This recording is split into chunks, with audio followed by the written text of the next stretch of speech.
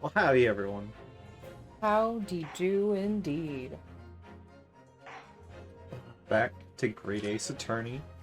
I completely forgot something. Okay. What'd you forget? I will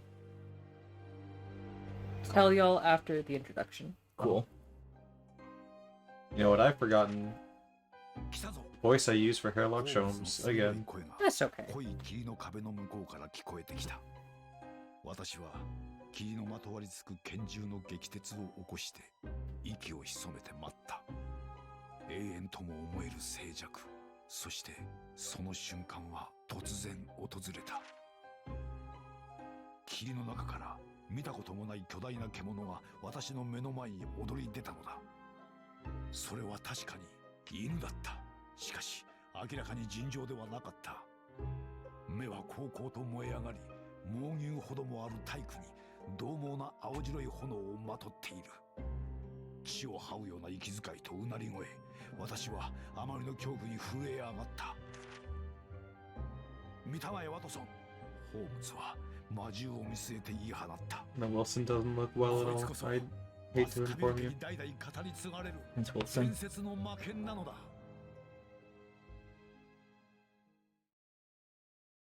Big dog. Our first 2 months in London passed by in a flash. That disconcerting courtroom experience we were first thrown into on the day we arrived in the country. And in Saseki-sen's terrible ordeal that had followed closely behind, we had emerged victorious. Yay! However, there then came an abrupt end to our opportunities to appear in court.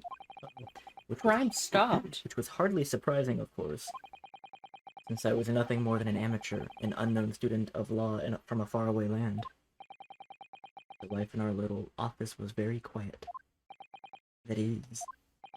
Until the incident. Until the incident came by telegram.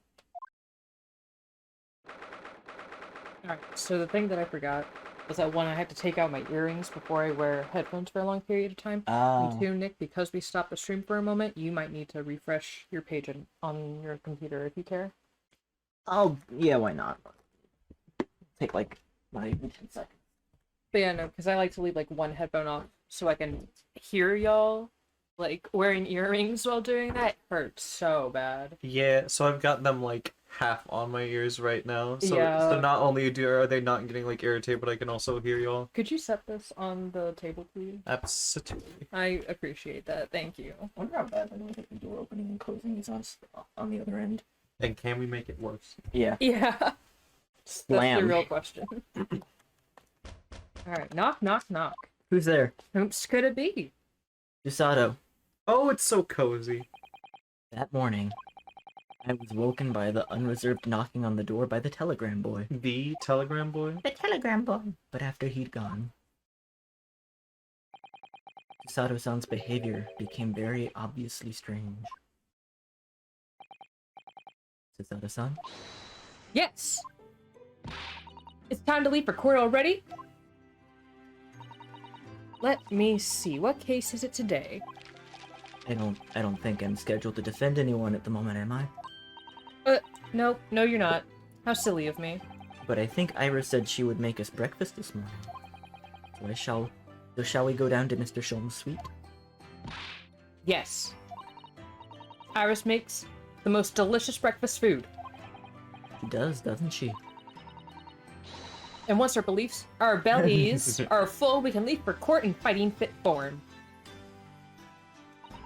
Yo, yeah, she's acting super serious. Yeah, What case is it today? she's putting the fucking sus in Susanna. Here we go again. Good grief.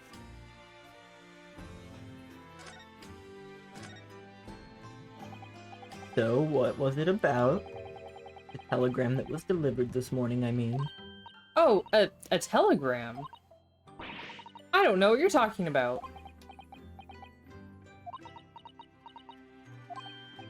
Sorry, but you're not gonna get away with that. Well, I didn't think I would. Actually, It's our marriage certificate. don't give it a moment's thought. It's nothing. Nothing interesting. Boring, in fact. It was just a boring old telegram. 3 times now she's tried and failed to convince me it was nothing. I promise that I'll tell you about it at some point. Alright, I understand. Damn, girl. I suppose Saseki-san will have arrived back in Japan by now, won't he? Yes, I should think so. He left immediately after that terrible ordeal. Which would mean he should have completed the voyage already, or be just a few days away. A fortnight ago we had a very long telegram from him, do you remember? Complaining of seasickness? But by and large, it seems the voyage has been going well. Is something wrong, Naruhodo-san? I was just wondering, what might have become of Soseki-san had he stayed in London, that's all. You mean, as regards Lord Benedict's, the Reaper? Yeah, I can't help wondering if seasickness would have paled into insignificance in that case.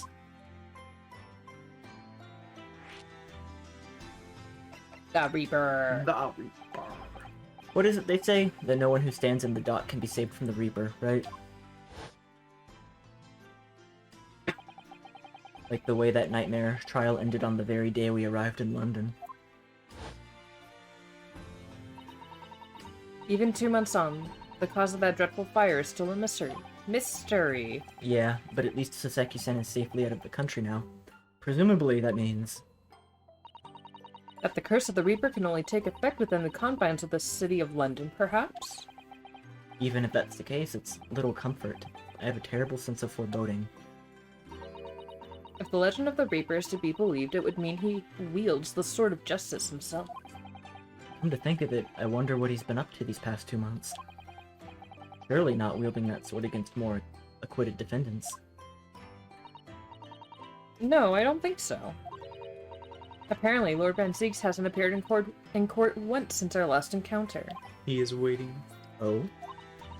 Yep, since Oseki-san's trial, he's withdrawn from judicial services again, it seems. Really? Just like before, when he wasn't seen in court for all of several years. So it's just been me who's had to face him in his recent spat of trials then. Just my luck. I wonder if luck doesn't come into it. Sorry? What is that? Finally! Finally someone says it!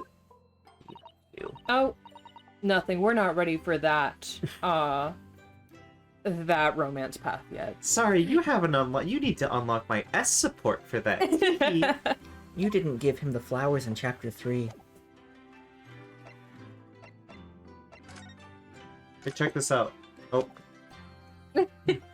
Check this out. It means a great deal to me, and, you know, that you cherish his armband so and wear it each time you appear in court. Oh, I wasn't expecting this. Wait a minute. Damn. Well, it's very important to me. It's what shows I'm a lawyer. And whenever I wear it, I feel as though it gives me strength. Through Kazuma. Bro. Bro. I absolutely can't be without it. Oh Especially when I'm at a critical point. But just the other day, I noticed you wearing it when we went to visit the park. Oh shit. Sometimes I forget to take it off. I was just continuing the game. Nah, they gotta make it happen sometimes. I'm so fucking sad. That's very pog of you. Oh no.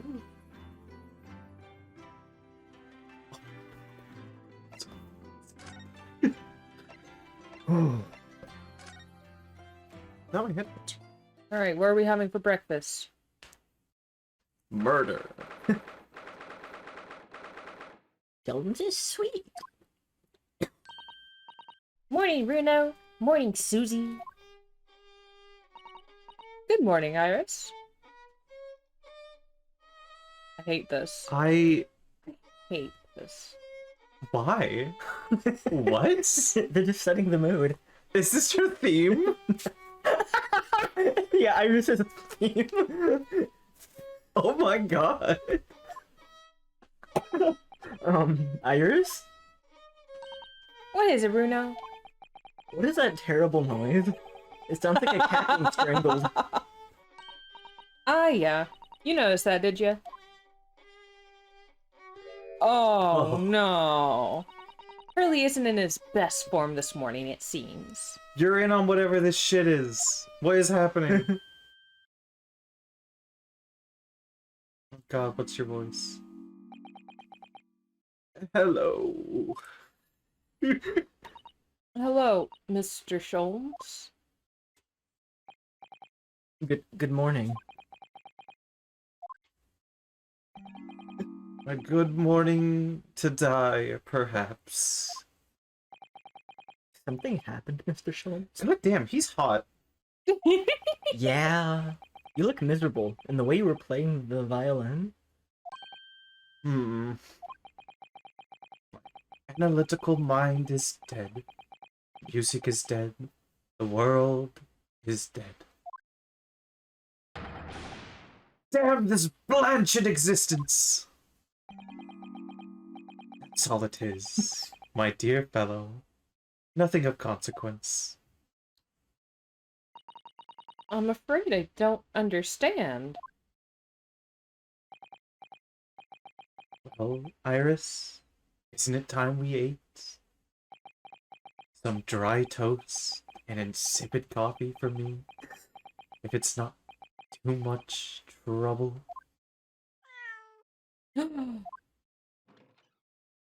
Oh, let's fucking go! Oh, the bow! It's Wagahai! It's Wagahai! It's precious. You just hit me with "It's Wagahai." Good morning, boy.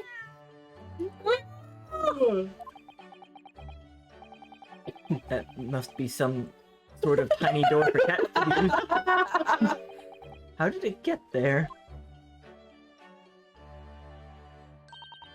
Well then, everyone, time for breakfast. Oh, wonderful. Let me help you, Iris. Ugh. It would indeed be a fine day to die. I knew something looked different. Something's missing from Mr. Sholmes' desk. Uh-oh. He had to sell as a rig. You want to Wait, hang talk on. about wanting to die? Let me present you this thing from someone who died. Mr. Sholmes, could I ask you for your opinion about this? You lure me to raise my languid head, the promise of some mental exhalation. Yet in my morbid depression, I am confronted with the most mundane of problems. Oh, My mind finds greater stimulation in the unforgiving monotony of floor than in your miserable offering. Damn. always glad to help. Oh, my head weighs heavy on my shoulders. Yo, Sholmes, what the fuck? Tell me about wanting to die. You seem to be very unhappy this morning, Mr. Sholmes. What's happened? It used to be the case that in my hands, this violin sung like the dawn chorus, its melosonant tones would make flowers bloom. It would. But now, the muses are unamused with me. The goddesses of music have thrown me over. Whatever do you mean, Mr. Sholmes? For hours I have bowed, for days even, for the nights I have endeavored to no avail. That sound, my tone, is lost. That brilliant, clear, unwavering tone, gone forever! No more recitals of unbridled emotion! Well, you haven't been practicing much lately, have you, Hurley? Don't worry, I'm sure it will come back to you in time.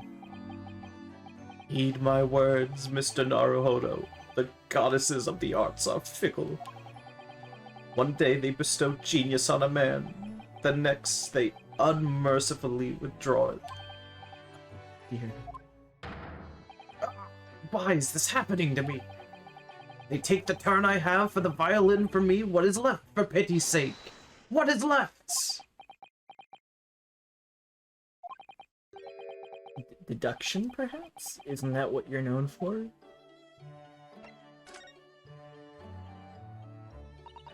Mr. Sholmes, I don't like to pry, but I love to pry. Your desk looks rather empty today. Ah, well done, Miss Susato. Your observational skills do you credit. Oh, no, Mr. Sholmes, they pale into insignificance when compared to yours. You'd struggle not to notice, wouldn't you? You mean Hurley's great analytoscope? That's a Windibanks now. Sorry, it's at Windy Bank? No, Windibanks, the pawnbrokery. Pawn? What? You mean you've pawned that enormous machine of yours? It has some considerable value, you see. Quite undeservingly. But isn't it a very important machine for your work? I do wish you had consulted us if your situation had become so desperate. I should have gladly passed what little income I had to you. Dear madam, things are far from desperate. But the pawnbroker has your wonderful machine. How can it be anything but desperate? Making use of a pawnbrokery is quite ordinary here in London, I assure you. It is? It doesn't sound ordinary at all. It would seem that neither of you fully understand how pawnbroking works. What's to understand exactly? Tell us. What do you mean when you said we didn't fully understand how pawnbroking works? The people of London, pawnbrokeries are akin to banks. Banks?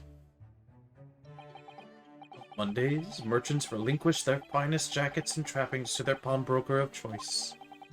With the money they receive in return, they are able to trade happily through the week. And then on Saturdays, they go recover their things using the money they've earned. I had no idea. This has been a fascinating lesson for us. Everyone does it, you see, especially people in inner London. Should they have money to spare, they would purchase another fine jacket. Not to wear, obviously, but to pawn, should the need arise. Oh, how ingenious. So whenever you have something that's getting in the way, we leave it at Windibanks, you see? Pawnbrokery can be thought of as an extremely secure vault. Would have thought that even pawnbrokers are different here in Great Britain. Of course, you have to watch Hurley with it. Sometimes he pawn things he really shouldn't. Don't you, Hurley?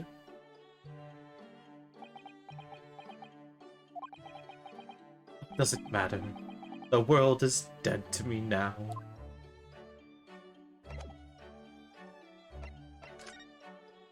Hey, but look at my armband. Is that... Examine. Examine. Happy International Women's Day. Yep. Whammin'. Whack-a-mole! Mr. Natsume's cat seems to have settled into his new home then. Oh yes, and I've become very attached to little Waggy. Little Waggy! It would appear his previous owner is completely forgotten to him. Cats are unfeeling creatures. Their mews as empty as the hearts of the muses. Muse in muses. I don't like that. Yup. Oh! If Mr. Natsume had intention of taking Waggy back to Japan, I wonder why he kept him here. I wonder why he kept him. Had no intention. I wonder why he kept him here in the first place. Shit. Is there a way to get the text out of the way? One of the trigger button, maybe select. L? It's expect he would have taken them, but our pets are strictly forbidden aboard steamships in the experience. Oh no, it's just like autoplay. Press minus again. God. And for good reason. Can you hit Y, please? Whoopsie. Okay. Pets are strictly forbidden aboard steamships in our experience. Oh, damn. Oh, well, that doesn't stop some of them. And for good reason. Terrible things can happen if the rules of passage are not obeyed. That's fortunate. I gotta be quick. Well, I don't mind, because Waggy is adorable. Trying to get a screen cap. Perfect. Yes, he really is. Smile for the camera. Oh yeah, what about the door? I don't remember seeing that tiny thing in the main door before. Where did that come from? God, someone here is gonna get murdered, and it's the murder hole. the fucking cat door is gonna be what they use to get in and out. Oh, you noticed? You are observant, Runo. Look, I use this. It's my latest invention. What is that? I call it the Cat Flap-O-Mat. Gosh, a machine for making doors just for cats? That's right, it can make a cat flap for little furry friend, like Waggy in seconds. And it can do it in any door at all, no matter what it's made of. It's very powerful, you see. Wouldn't it have been quicker just to make the cat flap rather than making a machine to make the cat flap? Well, yes, maybe, but now I can make cat flaps anywhere I like. Oh, I think it's wonderful. You must make one for us in the door to our office upstairs, Iris. She really knows how to come up with unconventional inventions, this girl. Hehehe. Hee hee. Hee hee. What was that? Iris says, I can even put a cat door in you. Waga hi? Oh. Rest in peace, buddy. What was that? Oh no! Wagahai is tangled up in your violin! Oh. I think he thinks it's a toy. No! What's he doing to it? Oh dear, Mr. Sholm's precious violin. What should I care? What? I shouldn't be surprised. If the cat is a more accomplished musician than I now.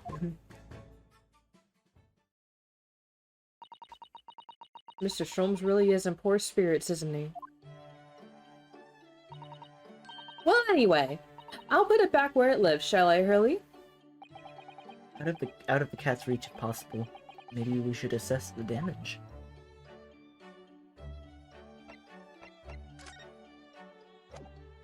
And maybe we should assess the damage. Maybe we should. Okay, listen, I literally checked because I thought I got added. Leave me alone.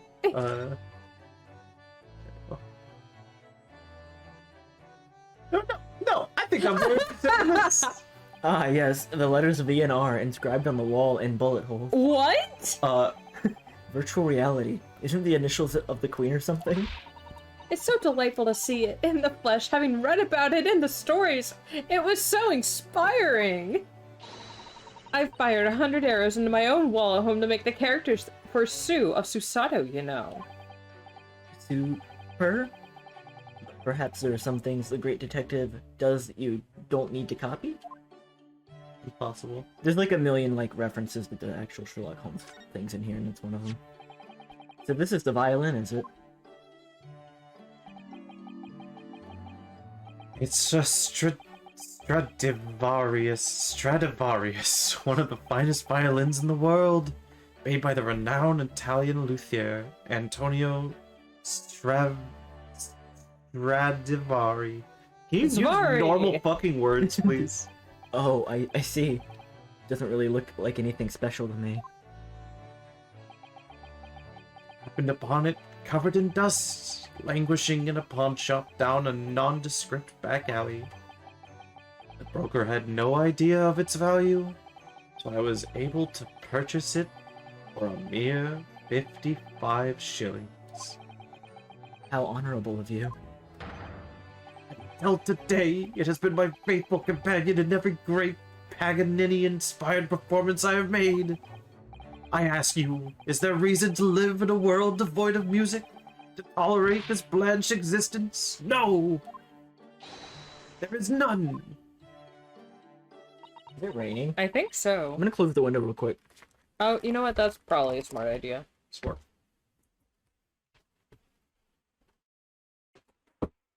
Window in y'all's office is also open, yeah. Oh, yeah. Yeah, I'm not worried about that one though, because it's green. Okay. Which in my experience has caught the drops out of everything except the ones that hit the windowsill.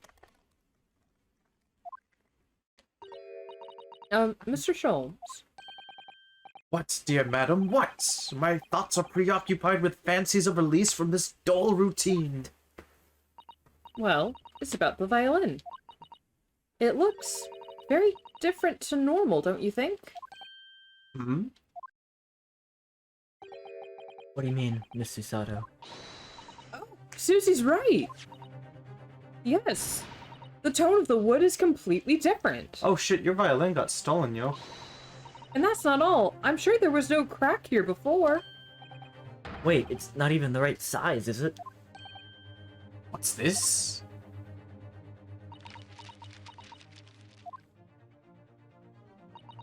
I'm terribly sorry to have to tell you this, Mr. Sholmes, but that instrument isn't a violin at all. What? I believe that it's an entirely different instrument called a viola. What? What? What? Oh, Mr. Sholmes, You're right! You are quite right! This isn't my faithful Stradivarius! So what, pray, is this piece of stringed flotsam? Not your fateful performing partner, then? Ah, I see what must have happened. You do, Iris? Oh, they got mixed up in pawnbrokering, didn't they? Yeah. This is just a simple mix-up. Sounds like Iris might be able to tell us exactly what's happened if we ask her. Well, time to ask Iris. I guess so. But what's over here? Dang, that's actually pretty nice. This is very nice. Like a little cafe, oh my Her god! side of the room. You bought the bowl. Come to think of it, I haven't seen Iris doing much writing recently. There's paper already set up in the typewriter. Look, as if she's about to start. That reminds me, when I mentioned that Iris was in the process of writing a full-fledged novel, Mr. Natsume was most impressed. Ah, yes, Mr. Natsume. I remember him. That's what I'll be doing too once I'm back in Japan, he said, through tightly clenched fists and teeth. Oh, he's an author. I'm worried. Oh? I am worried because the only established telegram that they've talked about that Ryunosuke got was him being like, I'm on the boat! And then they got another telegram and she's like, don't worry about it. And now she's fucking sad talking about it. Did he fucking die? Did he not make it through the fucking voyage? Have two wonderful Japanese men, voiced by me, died on a boat from Japan to Britain? Do you want me to actually tell you? No. Okay. Yeah, I'm just Nick, sad. you wouldn't. I'm just putting my thoughts out there. Why are you sad? What a morbid thought. Why are you sad? I'll never voice another Japanese man again, I swear. Mix up. What did you mean by a mix-up, Iris? Well, you see, this viola, I mean, was at Windibanks until last week. At the pawnbrokers? Not Mr. Sholmes' beloved musical partner. Oh no, he's hot again. There is a proverb from the East with which you are no doubt familiar, my dear fellows. Always let a beloved child travel. Yes, indeed. So you sent your beloved violin to the pawnbrokers in the hope that it would experience personal growth? Oh, what a wonderful idea. I This week I pawned my great analytoscope in order to release my precious instrument. It would appear Mr. Winterbank mistakenly furnished me with his tawny fiddle instead. But my ears cannot be deceived by the hollow timbre of this piece of timber. Sure. No, but your every sense was deceived by the fact that it just had strings. Pshaw, a fine state of affairs this is. Why, I always say, Mr. Naruhodo, never trust a pawnbroker. They will try to fiddle you every time. But earlier you told us that you could think of a pawnbroker as an easily and extremely secure vault.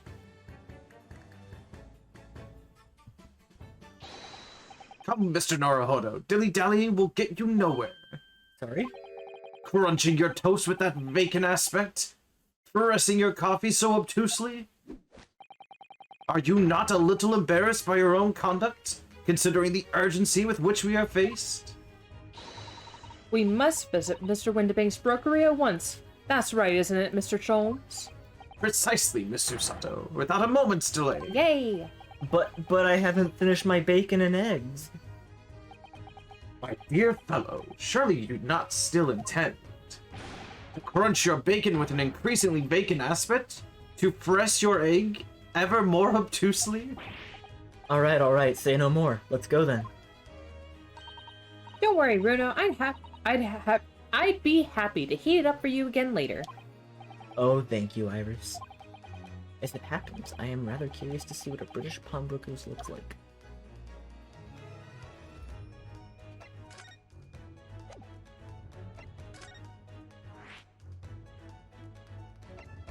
To Baker Street. Just checking it out. Just checking it out. Look, it's the road. Whoa! What a road indeed. That's it. There it is. There it is. I'm just gonna go inside. I guess you're just gonna go Time on to inside walk then, in. huh?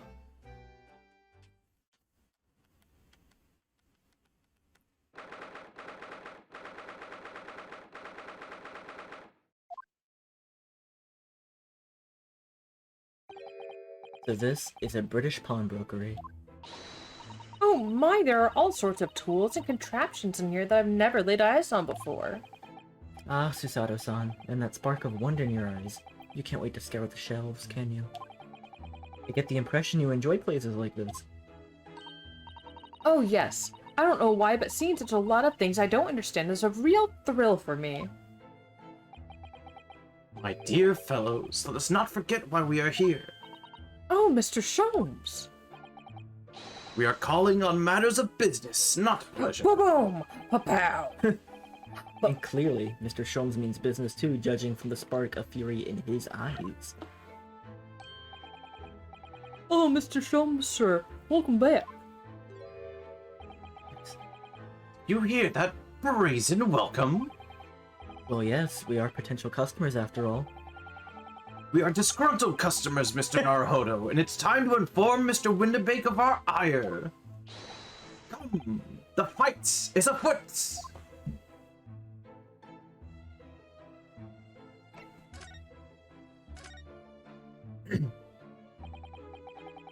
Naturally, you will recall this, which I retrieved from you some days ago.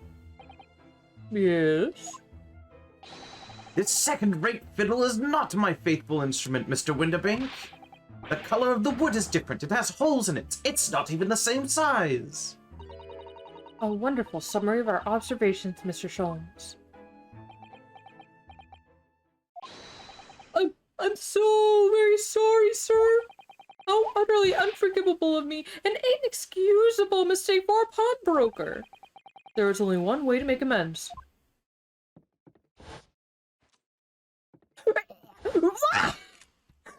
I shall have to take my own life!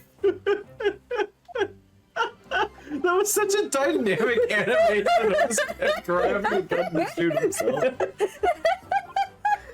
I don't think that will be necessary. Do you? If I may just say one thing before I pop up! No, it's gonna pop! Yes? It was you, sir, Mr. Sholmes, who took it upon himself to remove the item the other day, I believe. Sorry? As I recall, I entered the storeroom to fetch your violin when I heard, "Oh, here it is!" You did? And when I turned to controvert you, you had taken the viola and left, sir. However, there could be no doubt that the blame lies firmly on my own door for allowing you to leave. So I shall not grumble or roast any longer. May this guilt die with me. No, stop, my dear fellow, the fault is mine!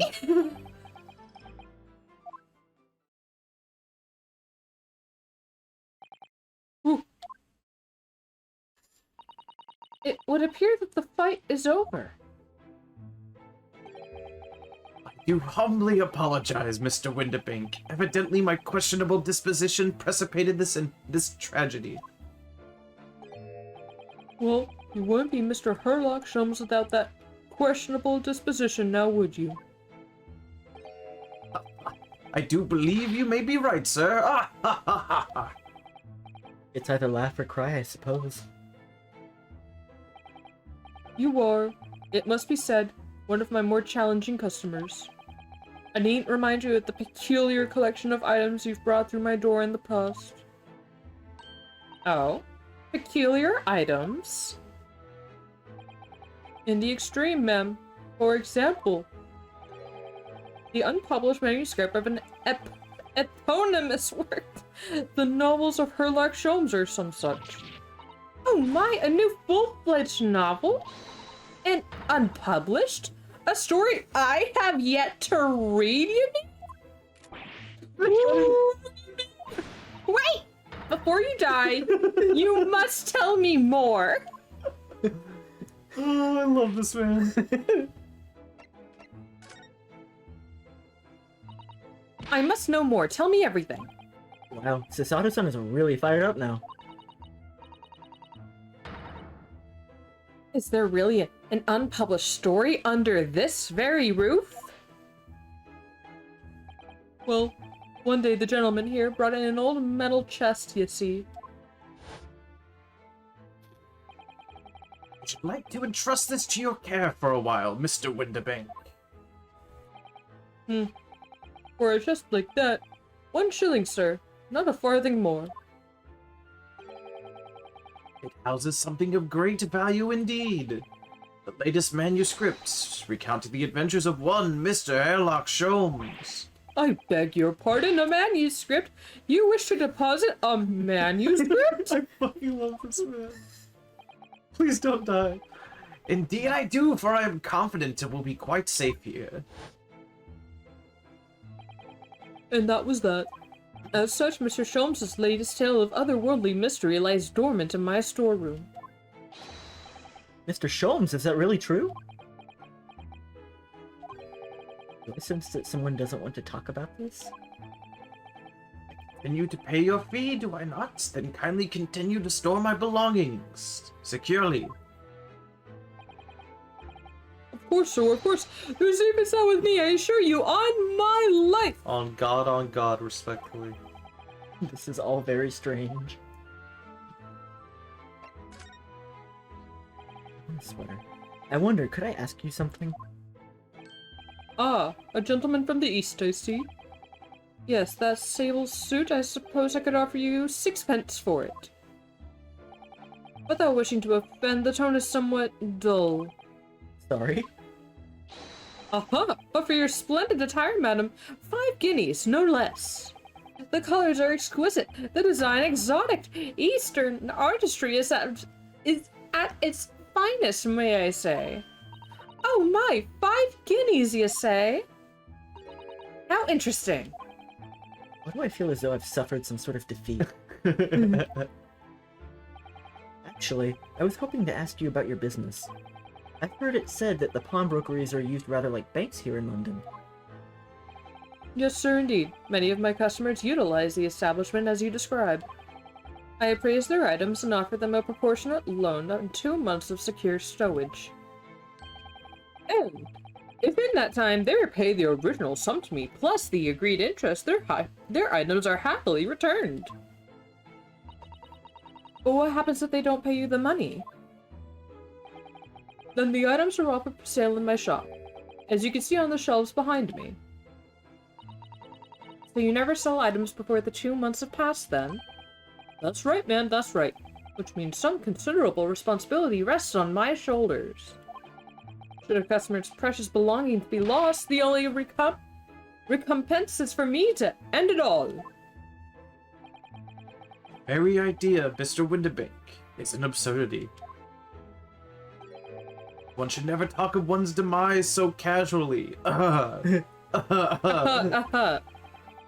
Says the man who was telling us it was a good day to die only this morning. Let us not forget that I have already helped you take measures to ensure such a tragedy never occurs. Oh, what sort of measures? I engineered a simple device which Mr. Winterbank has installed here in his shop. That's right, it will restart his heart should he shoot himself in the head. I call it the Red-Handed Recorder.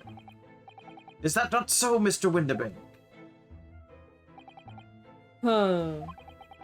What was that deep sigh?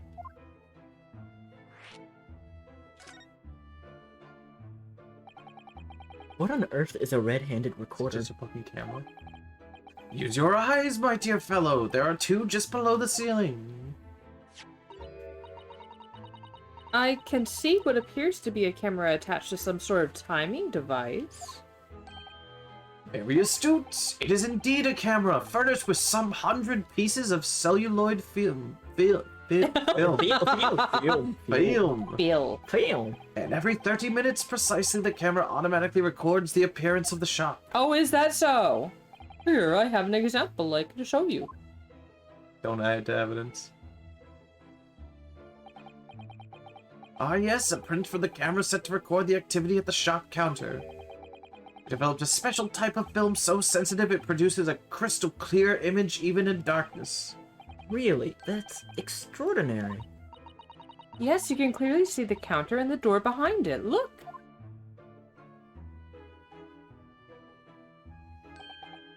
So you see, were someone to enter the premises with ill intent, his identity would be summarily exposed as long as he comes at 4:30 on the dot.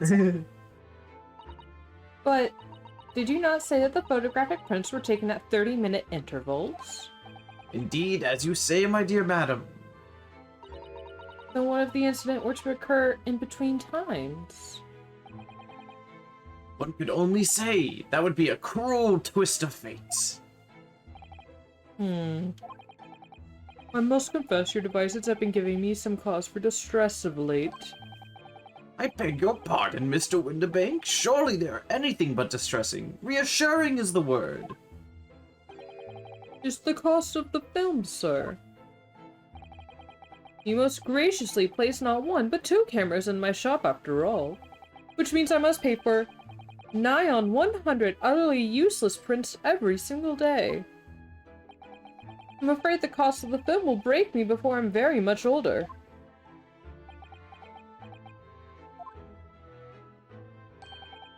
Nevertheless, a small price to pay to ensure the safety of my preferred pawnbrokery, no? My dear fellows, we verge on an age where safety and security come at a price.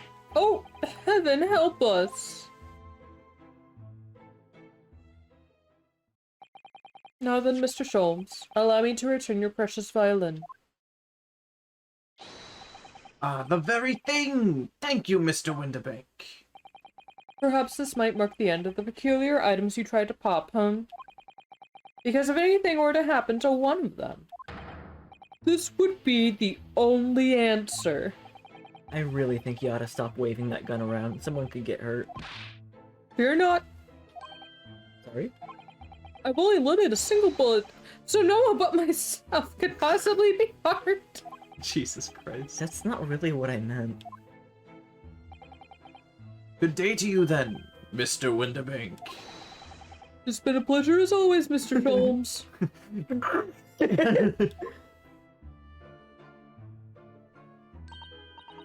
So, Mr. Naruhodo.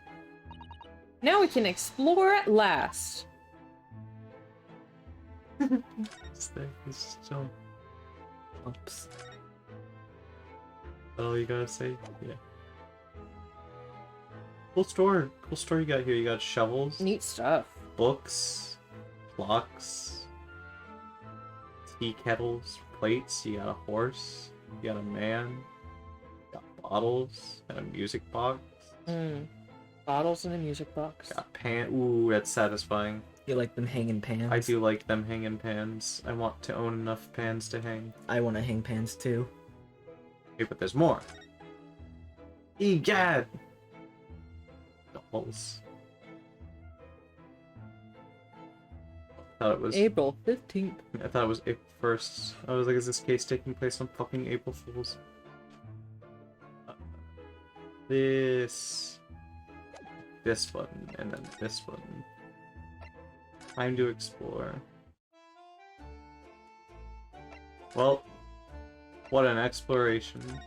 Are my eggs ready? Nope. Susato was really interested in the stuff in the store. No, I wasn't. Sato, look at all this stuff in the store. Have you seen this horse? Check it out, man. No, you're not interested in the horse. Have you seen these dolls? Are you Nope. Just fine. Just click on the shelf. What an assortment of things on these. What an oh yeah, crockery, Yes. footwear, clocks, and watches. Almost anything you care to imagine. Those are forfeited items offered by sale by the pawnbreaker. What does that really mean, though? When you pawn, or colloquially pop an item, the broker loans you money against its worth. He stores the item for an agreed period of time, after which the loan must be repaid. If not, he is free to display it in his shop for sale at a price of his choosing. Oh yeah. Now that you've explained it, I'm noticing little price tags on everything. Or simply by paying the agreed interest on the loan, one can extend the period of safekeeping. You may pawn that black garb of yours without fear, my dear fellow. My treasured university uniform? Never. It embodies my student spirit.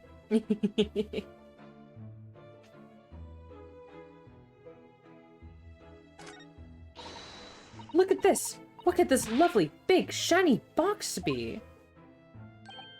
That, my dear madame, is a music box. Surely you have such things in your country.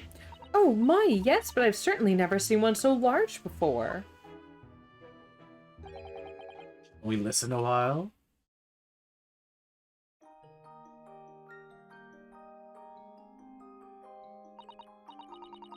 Oh, what a sublime sound. It's like the music of angels. I've never heard anything like it before in my life. This particular specimen is of the larger variety, commonly found in public houses and restaurants. There is a metal disc inside on which the notes to be played are recorded. Simply by replacing the disc with another, any music you care to imagine can be played. My goodness, what a simply delightful machine. Indeed, though their popularity has waned recently with the development of the gramophone, of course. Ah. Science and technology advance at such an overwhelming pace.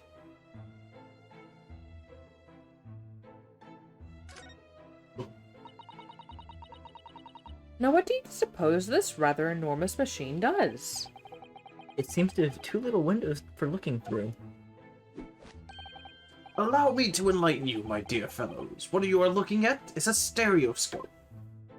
A stereoscope. Fascinating. It is aptly named, I assure you. Look through the eyepieces and see for yourself. Oh, I should be delighted to. Excuse me a moment while I just have a look. Just before you do, there is something I should point out. If you look in it, you'll die. My dear fellows. I'm ready to die. In order to see the image properly, stereoscopically, as it were, you will need to be cross-eyed. However, if that is beyond you, it is of little consequence today. Alright then, I'm going to try it.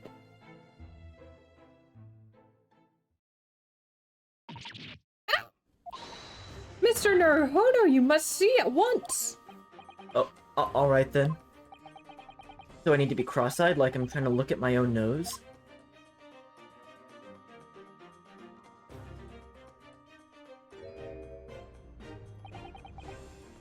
the? I don't believe it. It's just a photographic print, but it's like you could reach out and touch it. Yes, the sense of depth is startling, is it not? Stereoscopes are one of London's many fads. They're often found in the little stalls in the park. People queue for hours to see them. Why? Why are people meddling with such black magic? Oh, magic, my dear madam. It is, well, far too complicated to explain at present. We shall save this lesson for another day. Oh. 3DS game. Look at this. Whatever could it be used for? I have no idea.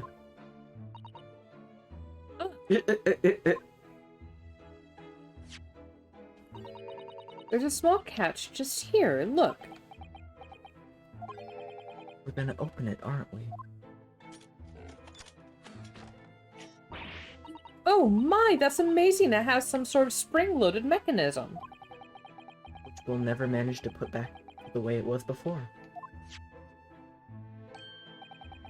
What are you two doing? What? Us? Nothing. Nothing at all. Whatever this device is, it seems to have a pair of little windows to look through. I feel as though I've seen something rather similar to this elsewhere.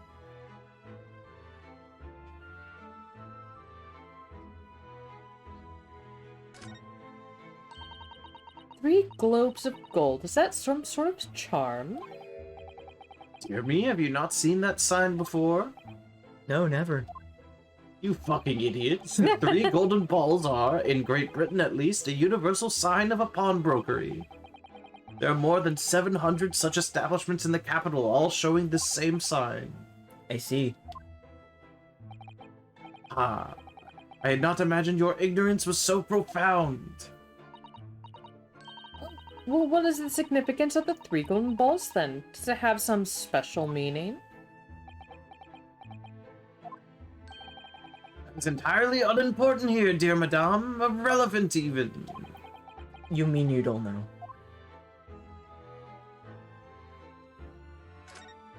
About the date. Hey, what's with calendars? It's not a calendar you could easily miss, is it? 15th of April. Today's date. Yes, that's not for sale, I must point out. It's an Eastern-style page-a-day calendar.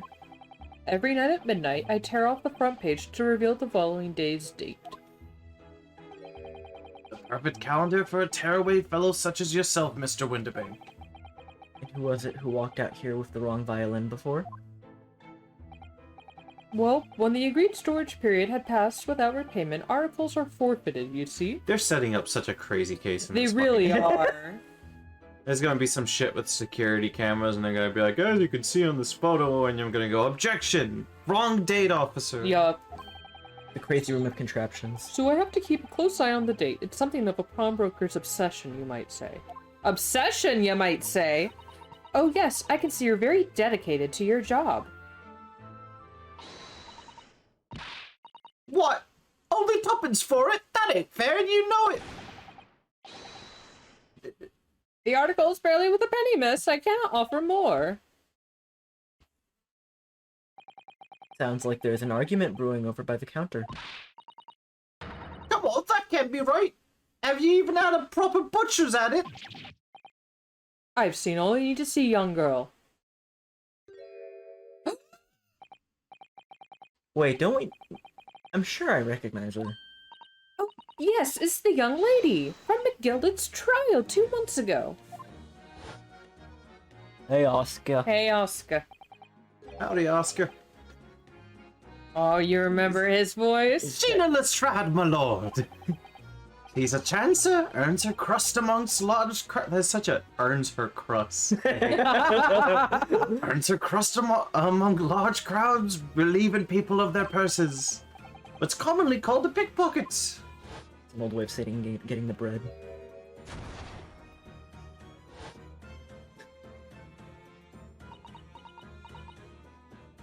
Did she even have a voice before? Did she even... Word to Bennett, you lot!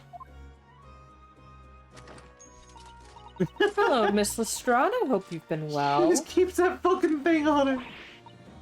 What? You remember me then, do ya? Well, I remember being completely surrounded by smoke, that's for sure. So, what you doing in here? Down and out like the rest of us. Nothing to eat. Come to pop that black weasel... Sorry, coat, have ya? Damn, everyone's just tearing at his coat. What is it with this black uniform that makes everyone comment on it? Good day, unless I'm much mistaken. Not that. Sorry. You would be the young pickpocket who stole our experimental smoke grenade launcher. Mr. Sholmes. So, you have something of value to pawn, do you? Allow me to see the article and I shall negotiate with Mr. Winterbank on your behalf. Pull the other one. I don't need no help from some stuck-up D. Get out of my business. Go on or I'll make trouble for you. As you wish, Miss Lestrade. I will happily remove myself from your presence.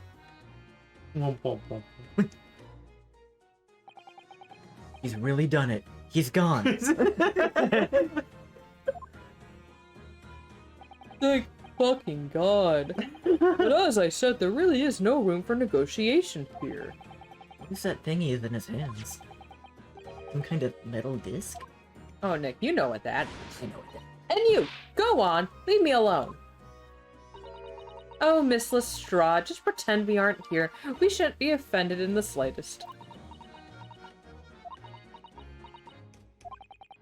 The Sato-san can really stand her ground when she wants to.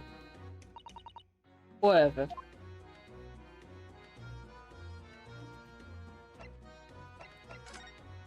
Hey, check out my armband. Ain't it cool? Check out my armband. Would you ever look at, that's strange, where'd my armband go? You fucking wouldn't. What's the problem? Something wrong? Don't suppose you're looking for this? Yeah, but how? And when? And how again? I got a talent for it, haven't I? Diving. That's bordering on black magic. And it makes what I was about to say about my armband seem a little dull. So, what do you want to tell me about it then? Well, Nothing? Coolio. I guess nothing. Somehow, I didn't really think you were the sort of person who'd use a pawnbroker, Miss Lestrade. Yeah, well I am, alright? I'm a Londoner, just like everyone else. That a problem, is it? No, not at all. It's just that, well, Oh, I get it. I know what you're thinking. That thing probably don't even belong to her. Probably got it on a dive, did she?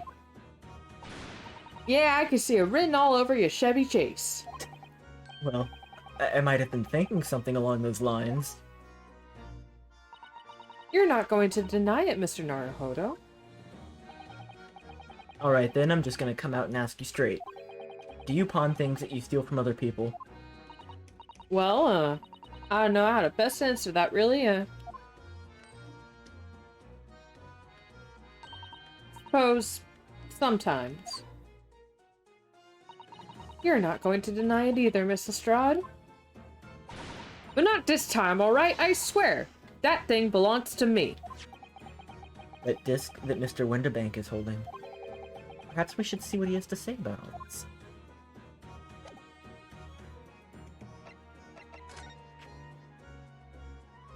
You... Speak to me. Mr. Winterbank, what exactly is this metal disc that Miss Lestrade has brought in? Does it pour that fancy music machine? It seems to have hundreds of tiny little bumps on its surface. This is a music disc, you see, for use inside a music box. in a music box? What, you don't even know what a music box is? You Eastern lot ain't too savvy, eh? I know what a music box is, I've just never seen one of these discs before. The small protrusions on the metal disc encode the tune to be played by the music box. You simply insert the disc and set the machine going and beautiful music plays. It's so incredible. Tell us, what tune is on this disc? Well, I'm afraid I couldn't tell you that. There are so many different types of music box, you see. British made, German, Swiss. Australian. I have no way of knowing which particular machine this disc was made for.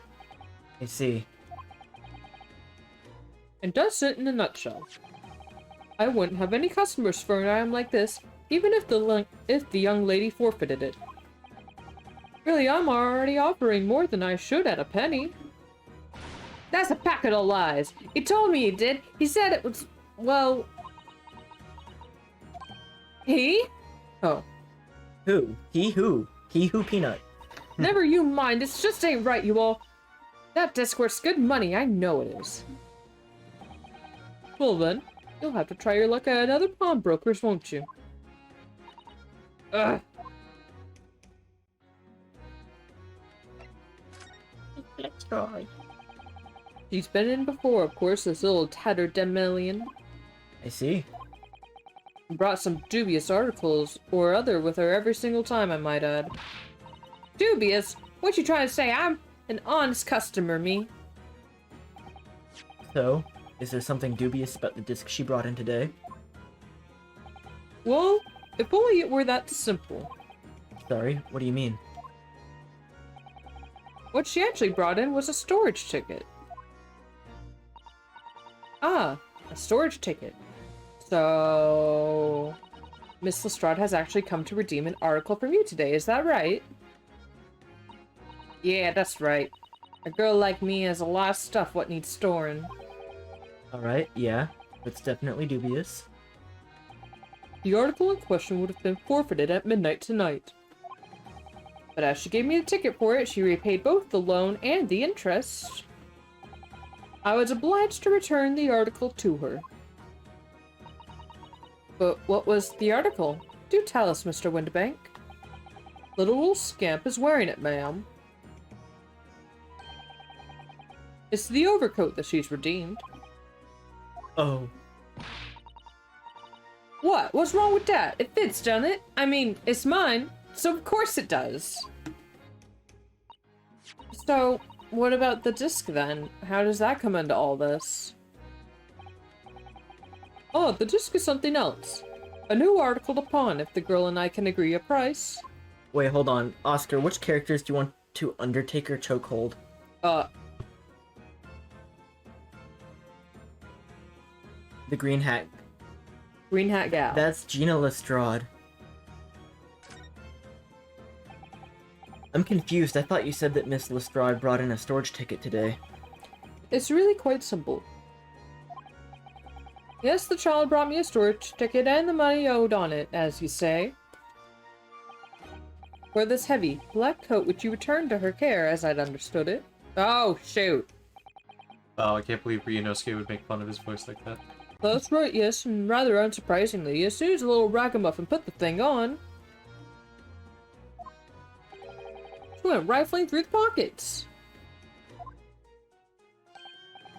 Oh, you mean...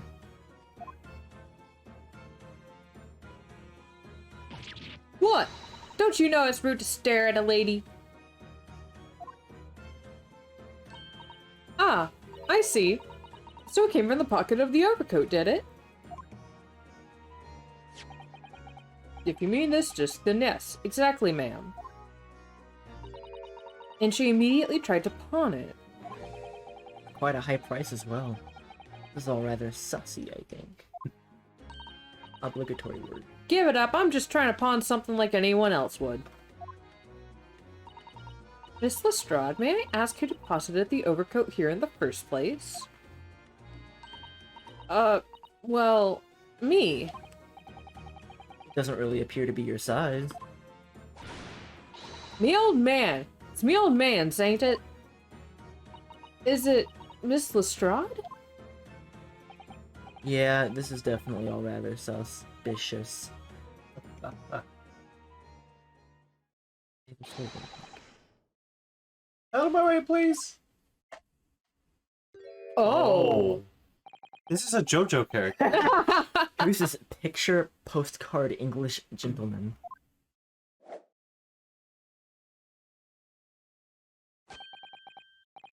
Good. How toity should I go with it? Get a little hoity, but not totally toity. Good day to you, ladies, gentlemen. What's your problem, man? There is no problem as long as you remove yourself. I have a matter to discuss with the proprietor.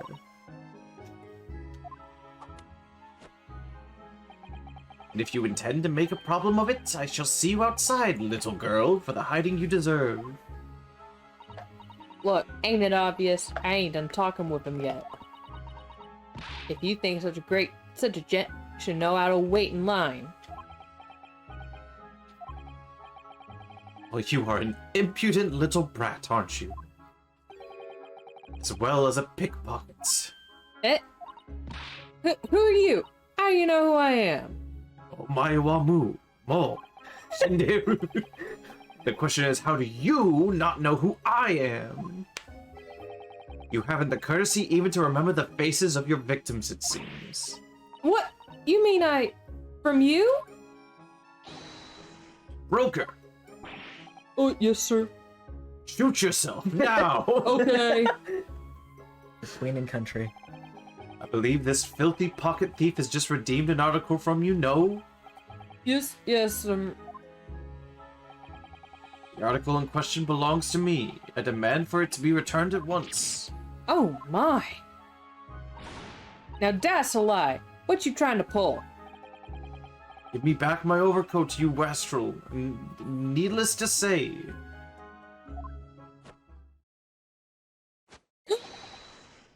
He's just a fucking JoJo character! Any music box Alright, I need to do a way more ridiculous voice for this one. No, you can't have it. You just can't. It's me old man's, or it was. Now it's mine. Goodness, Mr. Naruhodo. This is a very awkward situation. Yes. I think perhaps we should hear from both sides of the story in a little more detail. Yeah, Gina is a girl.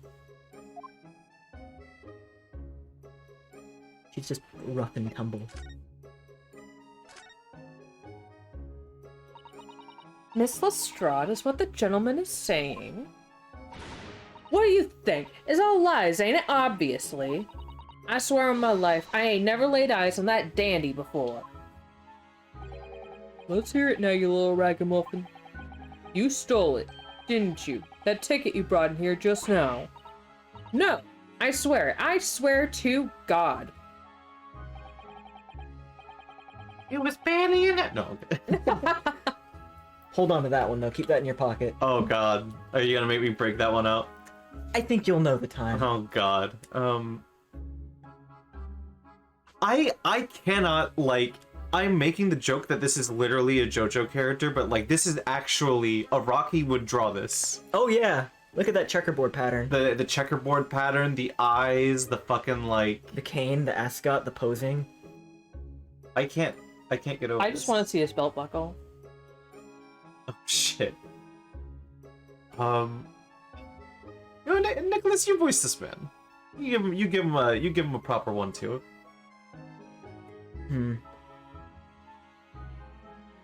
It was... No. It was barely an hour ago. I was walking down the street minding my own business when this little gutterling ran into me. I knew at once what had happened. I have been robbed yet again, I thought to myself. Those wretched pickpockets. Yet again. Oh yes, as you can see, I am a man of impeccable style. Yep. Quite the amount of swag. This isn't the first time that I've been targeted by these backslum scoundrels.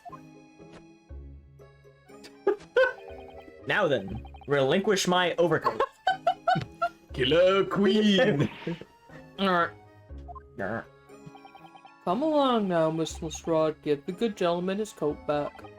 If you're going to cause trouble, I shall have no choice but to call the police. Rolly Pete, get your ass over here right now. Hold on! Why does everyone think it's me? Just look at this dandy coat. And you think I'm the dodgy one? I'm sorry, but no one's going to believe you. Well, what about evidence? Yeah! Where's your evidence that I've stolen something, eh? Come on, let's see it. Oh, I have evidence, naturally. You what?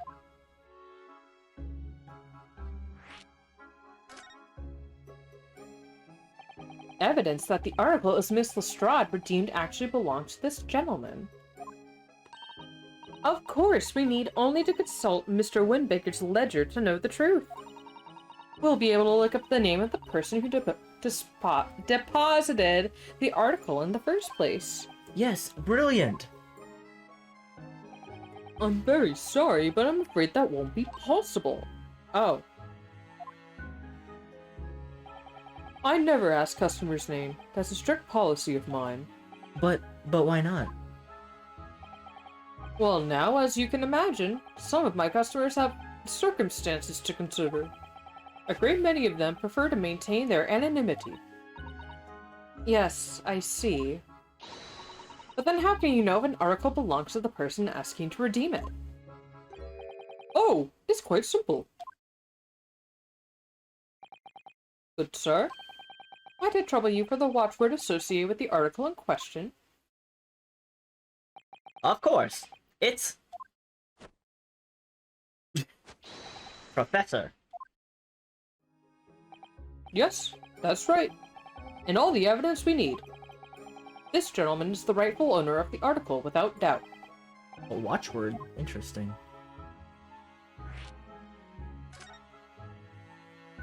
Things are not looking good for Gene. Nope. So, about those watchwords, Mr. Wonderbank. As I just explained, I never ask customers' names when they deposit items with me. There are many reasons why. Certain customers would like to keep their activities secret. That wasn't exactly a subtle glance at Mr. Sholmes now, was it?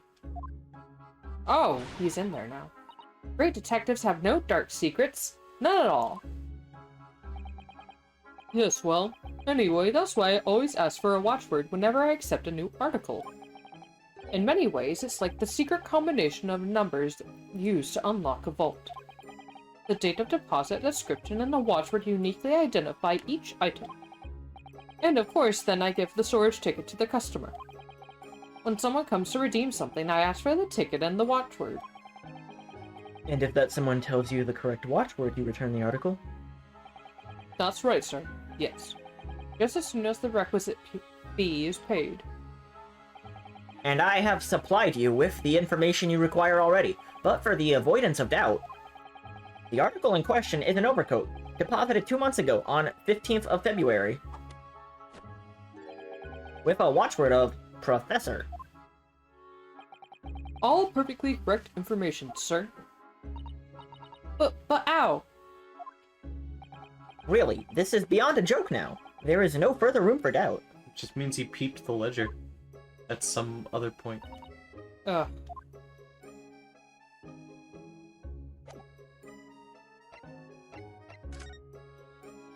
God, he's... It's so absurd! Are you intimidated? Long man. Is this, like, on purpose? Did he stick out? Yeah? Ah. He's even got the, like, slight backwards lean. Picture postcard gentleman. Excuse me, but who are you? One would expect the inquirer to introduce himself first. Though clearly you are not British, so perhaps our ways are foreign to you.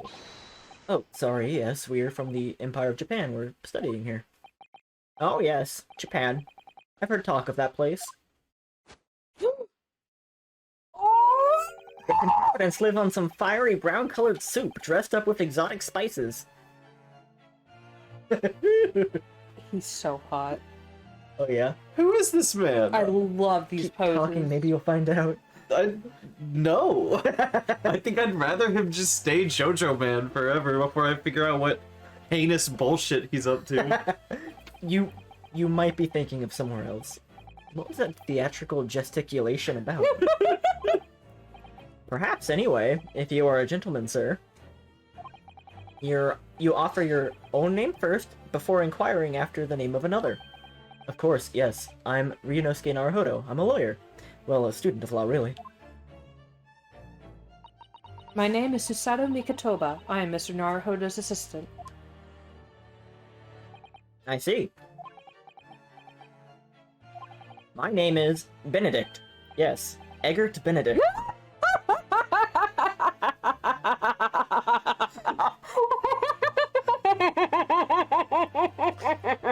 Alright guys, thanks for tuning into the stream. We're finished. Zach, do you remember my question the other night? No. I remember you asking me a question that I was like, this is totally going to be relevant to Ace Attorney. What was the question? What's the most ridiculous fake-sounding British name? Oh my fucking god. What the fuck did I say? This is nothing in compared to Sound like Eggert John Stapleton or something? Some fucking dumb. Eggert Benedict. Oh, this guy is gonna be like a fucking criminal mastermind, and I hate it. Encanti. He's so refined in how he holds himself and how he speaks, but that name is suspicious. Now to the matter at hand. Overcoat, return it at once to someone with the style to carry it. Oh. Grr. Every move he makes, every breath he takes, I can't stand watching him. I could watch it all fucking day.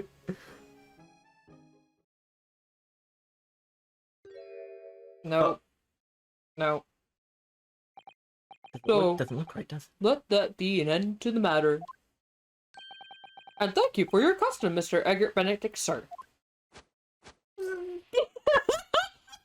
Good lord. With such reasonable rates of interest, I may even decide to come back. This is why I hate grown-ups.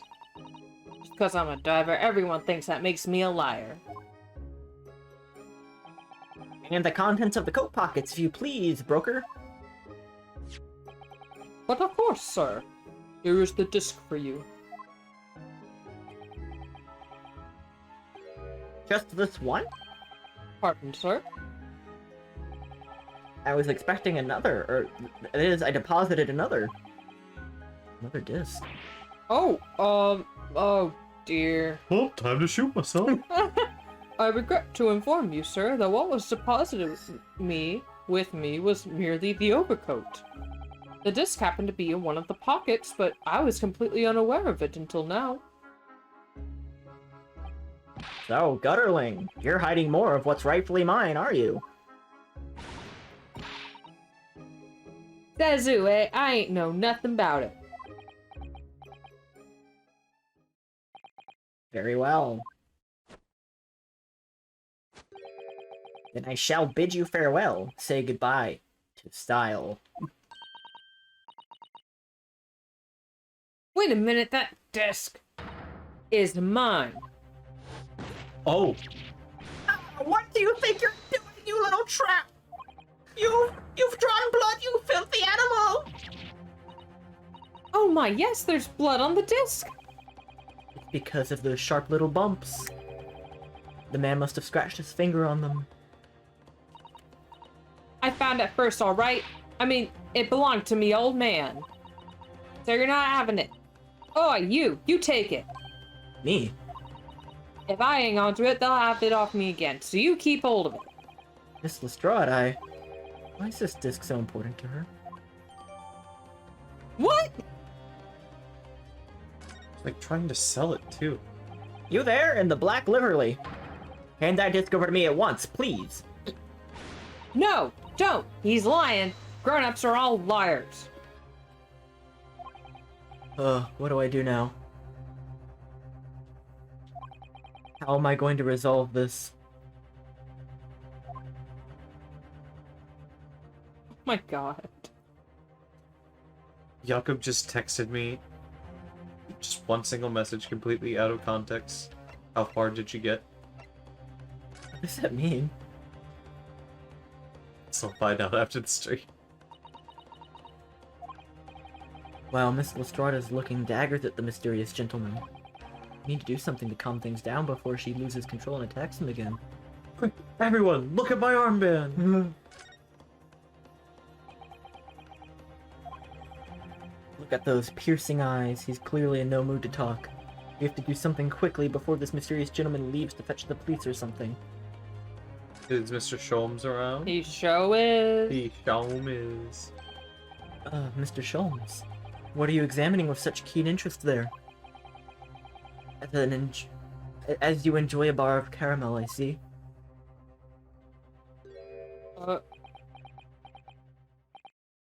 So, you found me at last, Mr. Naruhodo. Sorry? After that young pickpocket sent me on my way, I was forced to lurk in the shadows. Cruelly ostracized as the rest of you partook in the jovial atmosphere of fellowship. I had nothing to— I love emo Sholmes. Yeah. I had nothing to occupy my mind, but was too ashamed to let society see what my downfall had done to me. So, feigning mock interest, I pretended to examine the tedious trinkets in this desolate place. Whilst, as you shrewdly observed, gnawing on the only friend I have left, this 7% solution of caramel. Pray, do you claim to understand the depths of my despair, Mr. Naruhodo? But how could you? I was so lonely, so desperately lonely. Then why on earth didn't you rejoin the conversation? Things have gone from bad to worse here, you know. Yes, I overheard much of your conversation. Or rather, in my craving for human contact, my ears devoured every word that was uttered. You were really sad, weren't you? Poor Mr. Sholmes, I feel simply awful for you. It would seem that my inferences are correct. Oh, surely you're not about to tell us that you've solved the entire case once again. Fuck no. My dear madam, sometimes I wonder, were my genius for deduction to be commoditized? How much could I pawn it for? Seems Mr. Sholmes has had another of his flashes of inspiration. Yo, if we're about to do a little spinny bit with this JoJo-ass man, I'm gonna shit my pants. Yeah. But who knows if it will help resolve the situation between Miss Lestrade and the mysterious gentleman. What's the right thing to do here? Of course I'm gonna listen to the fucking Fucking deduction. course we are. Oh. Well, Miss Lestrade, would appear you find yourself in something of a predicament. Where the blue blazes have you been, eh? Pardon? When a lady's in trouble, a true gent's supposed to be there to help. Straight away! Not an hour later.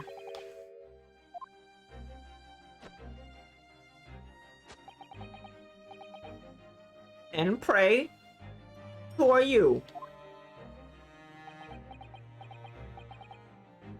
Mr. Eggert Benedict, you have, in my eyes, a veritably encyclopedic array of curiosities about your person. Nevertheless, there are two immovable conclusions I have drawn. I beg your pardon. The first is this. The true reason for your visit to this pawnbroker today is something you have not yet revealed. And the second is this. A considerable crime is in contemplation, one you will orchestrate with intent to steal a vast sum of money. Well, Mr. Benedict, what say you to my deductions? How?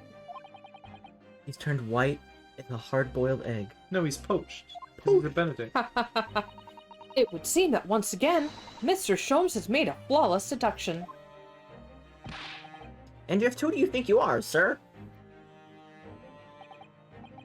Ah, yes, as I hoped. That is precisely the pained expression I was hoping for. So, shall we begin? The time has come for yet another Herlock Sholmes logic and reasoning spectacular. Let's fucking go! The great deduction, the game is afoot. I need a piece of ice. Topic 1. My mysterious man's aim conclusion. First of all, we must ask ourselves on what business you ventured to this pawnbrokery today. You claim to have followed this pickpocketeer, having had the redemption ticket stolen from you on the street. But that is most certainly a lie. The real truth is something quite different. As revealed by that which you hold in your hand. Yes, what brought you to this shop in the first place is the staff recruitment flyer. The piece of paper in your hand is a staff wanted advertisement from this very shop. Yet even the most unobservant would soon realize that a man of your appearance has no need for such employ. In other words, there is some ulterior motive for your actions. The cane which you unwittingly clutched to your person exhibits an incontrovertible contradiction. What other rot? I've had this cane for years. The contradiction of which I speak is, of course, the missing ferrule. You fool! In a loving way. The end of any walking cane would be terminated with a metal ferrule to protect the wooden tip. And yet, detailed analysis shows the wooden tip of the stick to be utterly bare. That's Sherlock examining the tip. Therefore, there is only one conclusion. The rod that you hold in your hand, which appears to be a walking cane, is in fact no cane at all, but a gun. What was that crunch? Crunch. You recoil, sir. Is something wrong? Well, In your recoiling, you inadvertently facilitate the answer of the next conundrum to present itself. Namely, what is the truth behind this rod you bear? Yes. Okay. Oh no. Yes, your reaction betrays the truth. The handle, which you evidently would like to conceal, is the key to understanding this riddle, you see. From the moment I saw it, my suspicions were aroused, and so was I. What walking cane demands such a stout handle, mused I. But of course, as I said, this is no walking cane. No, that rod is the broken handle of a shovel. What? Are you insane? Now, having determined this undeniable truth, the conclusion is clear. Your true motives for coming here was to take employment at this establishment in order to excavate the ground beneath the premises. What a calculated crime you have conceived, sir. A wickedly calculated crime. Conclusion. Got him. The pawnbrokery. Case closed. Easy. Got it. How they do. Great crime. Now, Mr. Benedict, let us continue. For we must expose the details of this elaborate crime you have been in the planning. Well, This is utterly absurd. You suggest that I, a gentleman, intend to excavate the ground beneath this pawnbrokery with a broken shovel? What on earth do you propose I could expect to find there? Some long-forgotten treasures, I suppose? Save such a fanciful theory. What possible reason could I have to do as you say? oh, but there is ample reason. You are only too well aware, Mr. Benedict. Ah, and your furtive glance is more telling than I could have hoped. What? Let us consider what would motivate a man to infiltrate a shop such as this and covertly dig beneath its floor. The answer is revealed by the council notice on the counter to which your eyes were inadvertently drawn. But it gives notice of public works to be carried out in the local area. According to the enclosed plan of the upcoming sewerage works, beneath this shop runs a sewer that adjoins another, and one that runs under the bank on the opposite side of the road. This madness has entered the sewage now, has it? By excavating the grounds beneath our feet, you would gain access to the waterway that flows in very close proximity to the great vault of the financial institution opposite. What are you... In summary, sir, you devise a master plan to pull off an elaborate bank robbery by dint of the underground tunnels. Master plan. Brings us to the last final chapter of this lurid scheme. With what plunder did the thief hope to make off from the underground vaults of the bank? Are you quite serious? Having consulted with Scotland Yard some days ago, I happen to know the answer. But naturally, the answer is no secret to you, is it, Mr. Benedict? I have no idea what you're talking about. We to present a rather interesting piece of evidence. Oh. You see, this picture postcard tells us all we need to know. A postcard of the Great Exhibition? I'm afraid you've quite lost me. Currently in the final stages of preparation, the Great Exhibition will soon be underway. The government has provided extra funds to complete its centerpiece, the Crystal Tower. Nice Final Fantasy XIV reference. Funds that currently sit in the vault of the bank on the other side of this road. Pardon? Yes, the considerable crime you have been contemplating is the theft of that which sits in the vault of that bank, the special reserve funds for the Great Exhibition. Of course, that is top secret police information, so keep it under your hat, please. Got some loose lips. Sure, bud. Oh, my poor throat. The Great Exhibition reserve funds.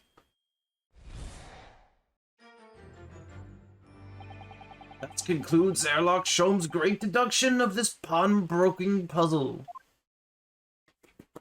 You did it. Mr. Sholmes. Damn, Gina ran. Yeah, she's long gone. Well, Mr. Naruhodo, an impressively upbeat deduction for a detective racked with loneliness, would you not agree? Was it true what you said about the bank over the road and what it has in its vault? Indeed, though few know of its existence, it is one of the government's most closely guarded secrets. Well, Gregson told me in the strictest confidence. but you just announced it to everyone here, rather loudly, in fact. And if it's such a big secret, how would Mr. Benedict have come to find out about it? There can be but one explanation for that. Clearly, it is because the man is a criminal. Clearly. But what if he didn't know anything about the money in the vault? If he is a criminal, as you said, then buying a brand new shovel is sure to be the first thing he does now that you've revealed the secret!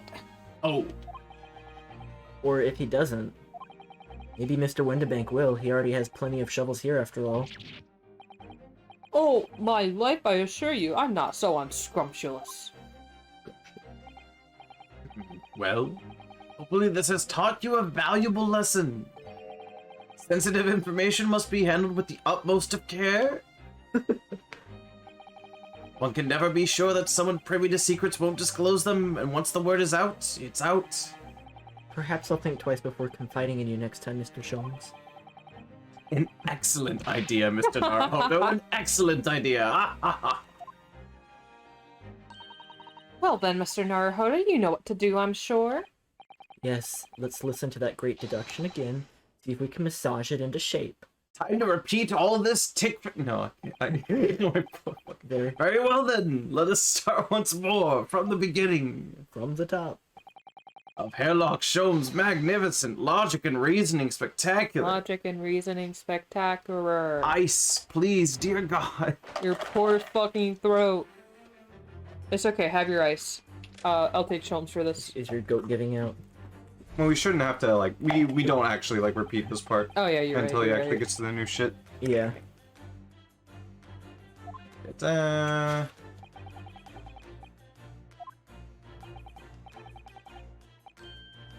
Alright. Something's different. What's up?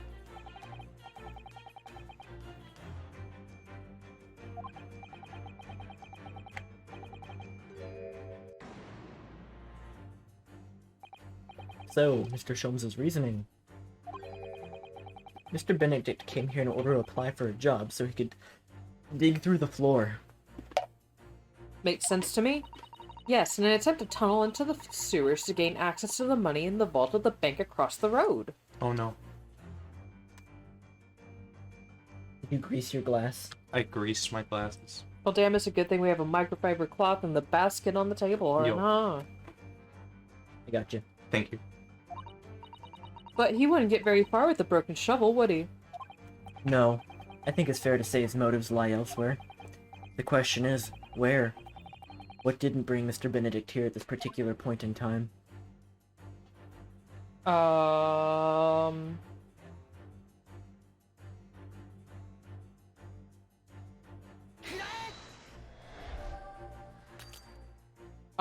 You gotta examine it first. See what it says. Those notes were scrawled by somebody famous, and as such, worth a considerable sum. The fact that you handled the paper on which they are written with gloves only proves my theory. You came here today with the intention of pawning it for as much as the broker would give you. What spectacularly contrived logic led you to this mindless conclusion? Mindless. Fuck. Oh, well, it's supposed to be a logic and reasoning spectacular, so I thought I'd contribute to the show. This is my show, Mr. Naruhodo. Kindly perform any particular experiments on your own stage. Sorry.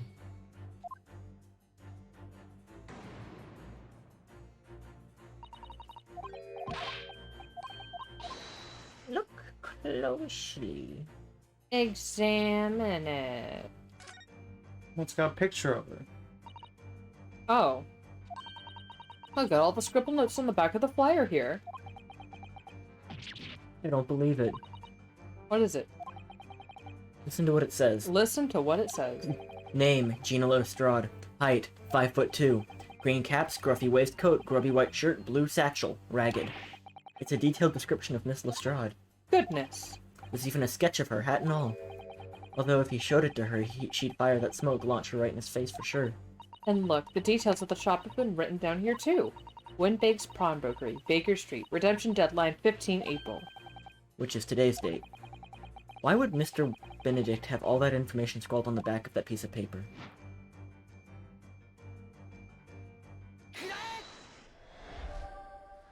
Here you go. Yes. What brought you to this shop in the first place is the info about Miss Lestrade. So, my dear fellow, it appears that the writing is sketched on the reverse of the paper. Pertains to the pickpocket, Miss Lestrade, and to Mr. Windibank's pawnbrokery here. Ah! You originally told us that you had merely given chase after Miss Lestrade stole the redemption ticket from you. That, sir, is a thinly veiled lie. It is the information on the back of the flyer that led you here today, by which I mean here to Windibank's pawnbrokery, and today the redemption deadline of the overcoat. So you waited outside for the young girl matching the description you have written down to arrive. You have gone to some lengths to hide the reason for your pursuit of Miss Lestrade. In other words, there is some ulterior motive for your actions. It's because he's a freak. And then the cane. The tip. What's a ferrule? It's the metal cap commonly found on the end of a cane, Mr. Naruhodo. The bit that makes the nice clacking sound on the pavement. Yes, exactly. And Mr. Sholmes is right. It appears to be missing on this cane. But it doesn't exactly look broken, does it? No, it doesn't. Though the gentleman certainly did recoil when Mr. Sholmes identified the cane as suspicious. In other words, there's some secret about the cane that Mr. Benedict would rather we not know. What is camera control? Is it trying to say there's something up with the hat? No. It is a stylish hat, though, isn't it? I wish to examine. As stylish as it is, as stylish as it no doubt is, I don't think this white top hat suits the man, do you? The more I look at it, the more something strikes me as suspicious about it. I think perhaps it's not so much that it strikes you as suspicious, but rather that the hat is just striking. I suppose you're probably right. Perhaps the hat isn't what we were looking for. Alright.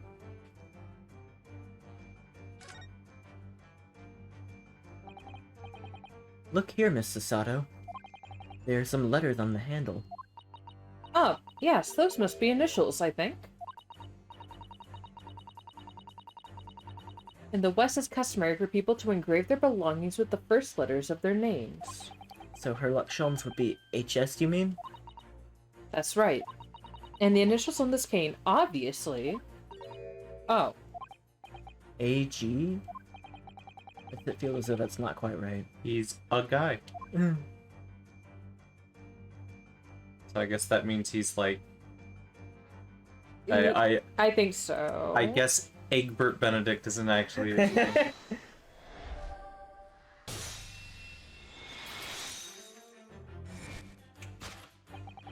The contradiction of which I speak is, of course, the initialing.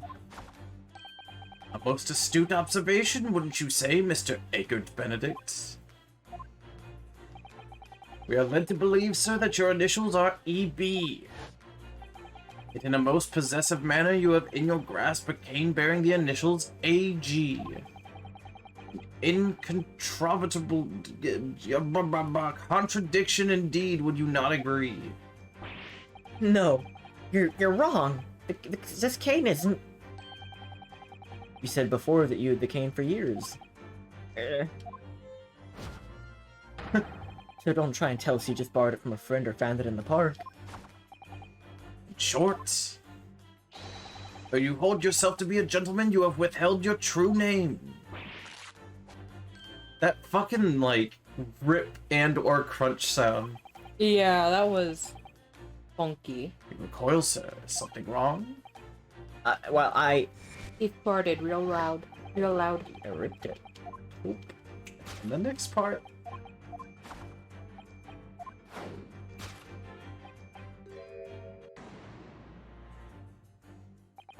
Let's consider the bare bones of what happened here. Miss Lestrade readying that fine-looking overcoat. And now a mysterious man has appeared, introducing himself with a fake name, and claiming that the overcoat belongs to him. But we know that he has actually identified Miss Lestrade from a written description, which suggests that everything else he's told us is untrue. So what we need to do here is somehow prove the overcoat cannot possibly belong to him.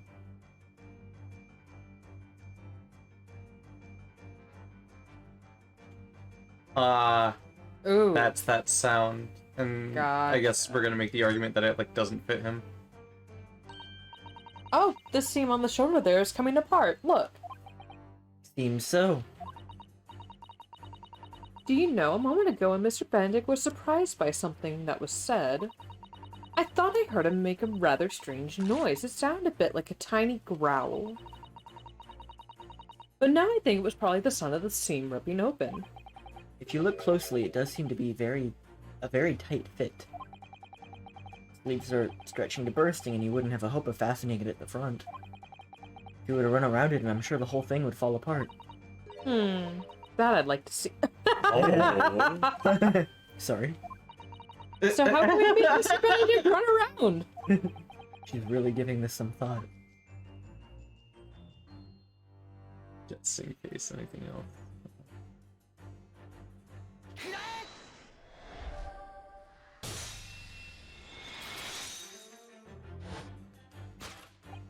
The split seam which you evidently like to conceal is the key to understanding of this riddle.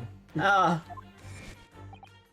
It's because the overcoat is rather obviously a poor fit. Having forced it over your broad shoulders, the seam is already breaking apart. My suspicions were aroused from the outset. When you so baldly lied about your name and so boldly waylaid this pickpocket. This catalog of untruths has all been for one very specific purpose. Steal the article that the young girl redeemed from Mr. Windibank. Oh! What really irks me is this. Considerable crime I initially imagined has been considerably curtailed. To abscond with a redeemed item. Solved.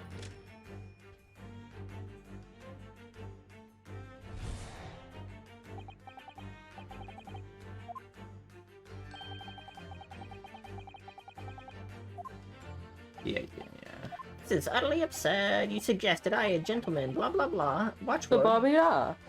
Ooh. Wait, is this? This is actually. Oh, this new. might be shit. new, yeah. Yes, say pass. So just a quick little glance. This is utterly absurd. That wasn't new. It's just a gentleman decided to wheeze some built talk article. I forgot my redeem your article using the watchword.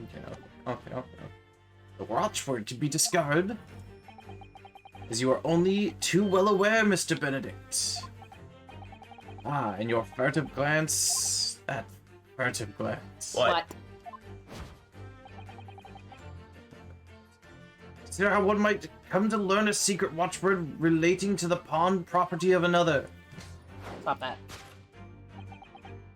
Is revealed by the council notice. The direction of the deduction must change rather dramatically now, I think. Yeah, no more tunneling into the sewers. It's a pity because it all sounded rather exciting. Anyway, you can't deny that this mysterious gentleman did know the watchword. Yeah. Yes, Professor.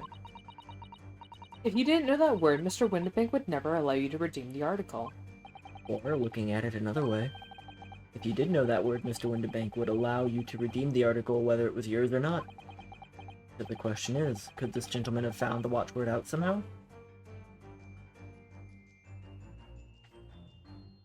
Look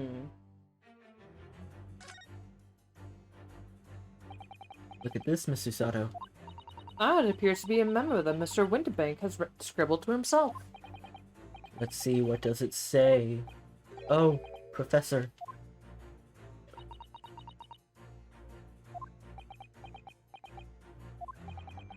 Mr. Windibank must make a note of the watchwords the customers give him right before their eyes. And an alarmingly clear script as well. Oh dear, I don't know where to look.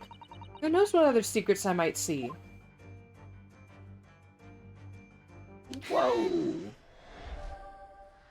Take that.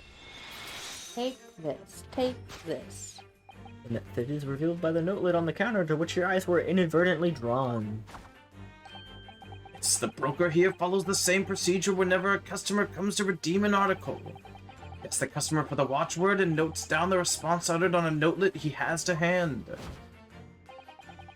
He consults his ledger and confirms whether or not the watchword matches that of the article in question.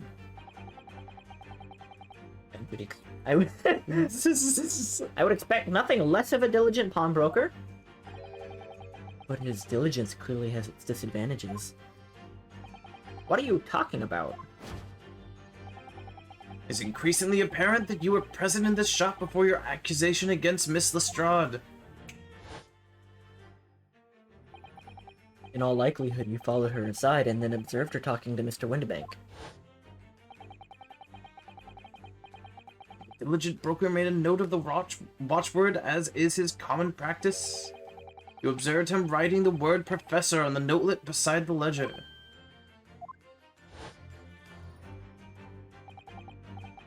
That, sir, was the master plan you devised to steal the pawn article from the young Miss Lestrade. Master plan? Master, man. This is the last of the final chapter of this lurid scheme. You go to such lengths to redeem that particular article from this pawnbroker. Are you quite serious? A ill-fitting overcoat hardly seems to justify the effort, much less a worthless music box disc. Naturally, you had very good reason to make them yours, didn't you, Mr. Benedict? I had no idea. I have no idea what you're talking about. Allow me to present a rather interesting piece of evidence. Picture postcard. The articles we're talking about are the overcoat and the music box disc that was in one of the pockets. Which, according to Mr. Windibank, isn't even worth a penny. And yet this man went to such lengths to steal them. Why? I wonder if perhaps we already have the evidence we need to explain it, Mr. Naruhodo. Could we? Really? I'd better have a thorough look through all the evidence we've collected so far. It must be my armband! It must be my armband. Where's that? Oh. Oh, how did? Oh. Hello? The ghost of the ghost Mr. of McGilded. Decepticai passed.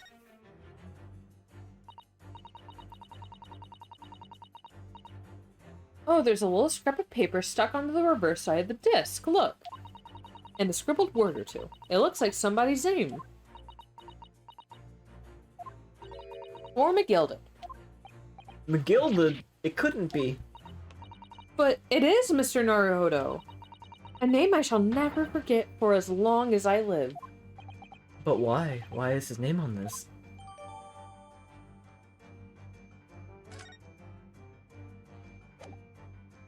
Time to present. Check it out. Take that.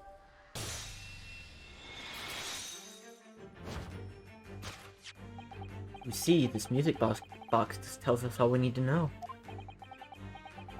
What's that? On the back. Reads for McGilded. Uh, Hi, I'm a ghost now. Hello. Mr. Magnus McGilded, Oh, I remember him. He burned alive. unfortunate philanthropist who perished in curious circumstances at the Old Bailey 2 months ago. Prominent man in London, though his loan-mongering demonstrated a distinct lack of scruples. Scruples. Scruples, I say. You're an associate of his, are you? Or perhaps a subordinate? Mr. McGilded was a man of unusually small stature, in fact. He was precisely the right size for that overcoat that you've squeezed yourself into. Ugh. The true identity remains shrouded in mystery, Mr. Eggert Benedict. The final conclusion here is crystal clear. The reason you came to this pawnbrokery today...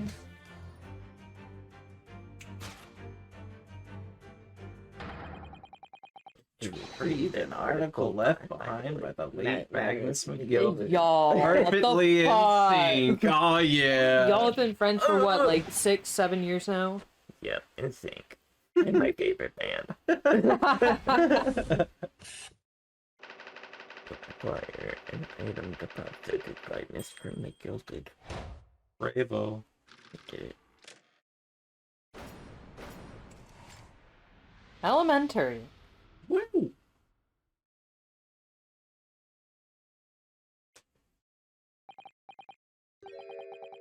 Oh, well, Mr. Magnus McGilded.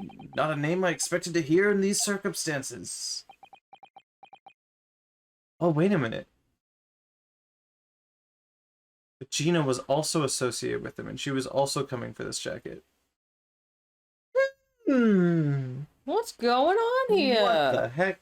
Curiouser and curiouser, huh? Mr. Sholmes, I'm afraid there's something very troubling on my mind. Pray tell, Miss Susato. Well, according to what Mr. Windbank told us earlier, today was the final day on which the coat could have been redeemed, was it not? Yes, ma'am, that is correct. Today would be precisely 2 months since it was first deposited. Well, today is April 15th, so 2 months ago today. Would have been the 15th February, sir, that's right. It's all carefully recorded in my ledger. Deposited at 10:30 p.m., I see. What? But that suggests... Yes, 15th February. It's precisely the day which the omnibus murder took place. And 10:30 in the evening is precisely the time at which the terrible events were unfolding.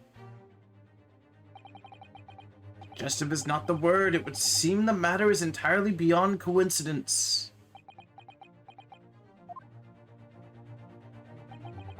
You are, of course, at liberty to make whatever outlandish deductions you choose, however. Oh my god! I must insist you hand over the music box now. Please, Susato, slam this fool. Yeah. It would be a Yeah. terrible shame for you to have to return to your native land in a box. What do I do? No, shoot me. Oh, I should have I saved. dare you. There are some things a man must protect at all costs. This may well be one of those things. And again, it may not. Oh shit! Mr. Windibank. He's got one shot. This is my shop. I can't allow any harm to come to my customers. If that were to happen, I should have to take my own life. Damn it. Don't shoot him, or I'll shoot Windibank. myself. No. That's enough. Inspector Gregson. Inspector? That's right, Sunshine. The alarm was raised on one of our dedicated emergency lines. So we got here as fast as we could. Now, what's all this about, eh? Oh, praise be, you're here thus. I was moments away from forfeiting my own life and my very own establishment.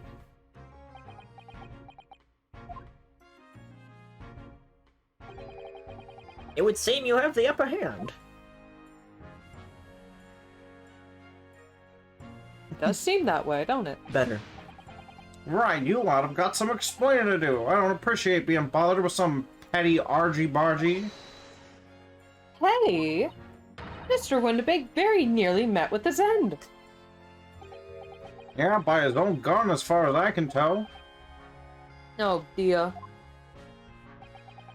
And the whole of Britain could meet with its end if I don't get to the bottom of this case I'm supposed to be working on. What on earth is the case, Inspector? Spare no detail, Gregson. I might have said a little too much. No matter, it's nothing to do with you lot. Anyway, sir, you're gonna have to come with me down to the station. But of course, Inspector. Wait, Ah! he's getting away! What? Get the beat!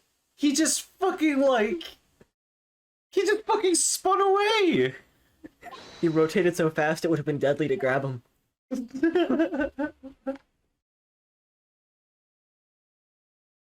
He didn't even he wasn't even spinning towards the front of the shop. He spin out the back. There's been a spate of thefts at pawn shops around here recently. So we fitted emergency buttons underneath the counters for brokers to let us know when there's trouble. Oh, Inspector, I was very worried there for a while. Very worried indeed. Now then, Mr. Permanently in Mourning. Oh, yeah? I'll be taking that whatever it is of McGilded's down to the Oh yard. my, what the fuck is just this? happened? Thank you very much. Oh! Holy shit. Oh my god, Kentucky Fried Jelly! Thank you. Thank you for the so- 5 gifted. Holy shit. Yeah! Let's see. Where'd those go to? Those went to the Tarrider, Quackity My Beloved, Baku Crow! Real Boyfriend 9098, and Ashfire 10. You the real one, Kentucky. Thank you so much. Yeah, thank you. You've taken second place on the gift sub counts. Yeehaw. Congrats. Yeah, I hope you're doing well, thank you. Holy shit. Thank you very much. Now hand it over. Oh yeah, of course. Oh yeah, of course. No, don't give it to him. It's mine, that is. Mine. I'm sorry, miss. Anything belonging to McGilded has to be taken in as evidence now. It's evidence. Please determine something is evidence, my dear fellow. We have no choice but to capitulate. It's all yours, Inspector. It was feral. Just shoot the smoke bomb, girly. I guess she already gave it back, huh? And so we handed Mr. McGilded's desk over to Inspector Gregson. I meant disc. Not desk. And we're summarily turfed out of the shop and onto the street. A murder hasn't even happened yet. I mean, aside from McGilded. But this was kind of the funkiest part 1. In a hot minute, huh? Oh, it's been a minute. It's been a little minute. File 4. Because- For sure ours. Hee hee. Hoo-hoo. Haha. You think this is a good stopping point? You want to keep going? So I think that we should go to the next save point. The next one won't be nearly as long as that. Are you sure? Are you sure? I am You have said this and been wrong every time. every time. Many Every times. time. So, okay, here's part 1. I'm just gonna scroll through it for length. In part 2. Okay. All right, let's do it.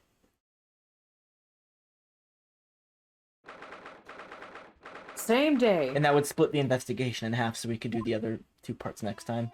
And then be done.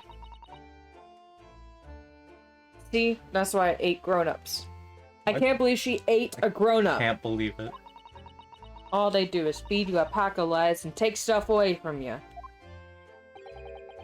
Really, Miss Lestrade? Tell me, is that overcoat keeping you warm? What? Oh, my, surely you were given that. Yeah, the D let me keep it, after I looked daggers at him for long enough. He went through the pockets and then said, go on then, have it, before telling me to scarp her. I love that coin animation. Always pays off giving a look like you ate him. I can't help feeling that it's going to get you into some serious trouble one day. Oh my god, she's gonna die. What I really want is that nice shiny disc, mind. Disc. The music box disc. But Mr. Windibank said it was practically worthless. I think I'm gonna have another batch, giving a long hard stare. No, you're right. We got affiliate pretty recently. Yeah, it kind of happened pretty quickly too. But if you want, we got some emotes, so you can try out the emotes. Have fun with the emotes. Yeah? Yeah. Yeah, you can do that. Yep. Yeah, currently these are placeholder emotes, but they'll eventually move over to follower only.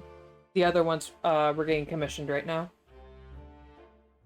Well, it's very kind of you. Thank you, Bread Jelly. Thank you. Yes, thank you. Ooh. Not Miss Lestrade. We shan't enter Windibanks again today. Why not? That's not fair. It can't be helped, I'm afraid. The police are investigating the scene now, taking a statement from Mr. Windibank. But that disc's mine. I had the ticket for the coat, and this was in the coat's pocket. And there should be something else and all. That's what Rotten Cove said, ain't it? Yeah, he did mention something about another article, didn't he? Well then, that's mine too, whatever it is. Whatever it is! Now she's really pushing her luck. Slow but steady. I like this game a lot. Indeed. Oh yeah, no, it's definitely it's been really nice. It's a lot more dynamic than the other games. I like that. Uh-huh. Miss Lestrade, I think it's time to admit defeat. You've had your haul for the day. Yeah, and it's all your fault, Sholmes. What are your plans now? Will you dine with us this evening? Iris would be delighted to cook, I'm sure, and I might entertain you with a modest violin recital.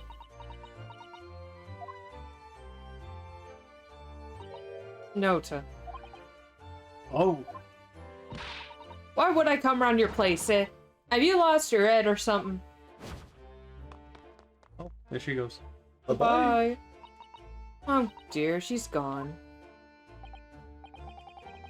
Having reviled on me quite unnecessarily, I might add. I can't help wondering if perhaps she might turn up anyway. Interesting. When she's had a chance to come down, I think there's a good chance she'll decide to come. Very well then. Inform Iris to set a place for our potential guest at the dinner table this evening. And one more thing. Be glad of your company later, too. Sorry. Believe I will have a rather splendid surprise to show you. Oh, how exciting. What is it? You'll have to wait and see, Miss Susato. Until later, then. Oh my god, he evaporated and took Susato with him this Yeah. time. He's really gone.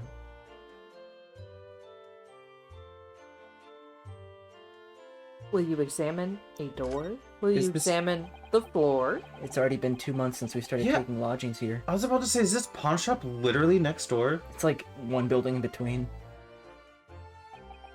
I still can't quite believe it. I never expected things would turn out like this. Oh, I know! To actually be sharing accommodations with the world's greatest detective. If I ever find myself before a court of law now, I will have not one regret. I don't know what you're talking about. I'd be happy to defend you, of course. Now, this is a very good case. A little weird, but I like it a lot, actually. We like the funky cases, don't we? Fan. It has a strange structure.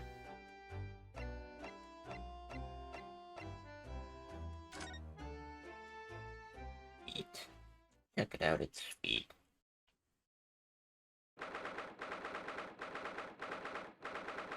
All the investigations in this game have been a breath of fresh air compared to like the first 3 Ace Attorneys. Yo, honestly. The investigations are literally just plot happening. Susie and Runo, come in, come in. Good afternoon, Iris. Thank you so much for breakfast this morning. Oh, don't mention it. Goodness, look at the time already. Busy as always. I am. I'm preparing everything for dinner this evening. You're obviously cooking something special, are you? Oh yes, after all, we have a special guest joining us. Guess who it is? Go on! You'll never guess. If you guess wrong, I'll kill you. Those little eyes of hers are shining. Oh dear, it is awkward when you already know the answer, isn't it? Is this...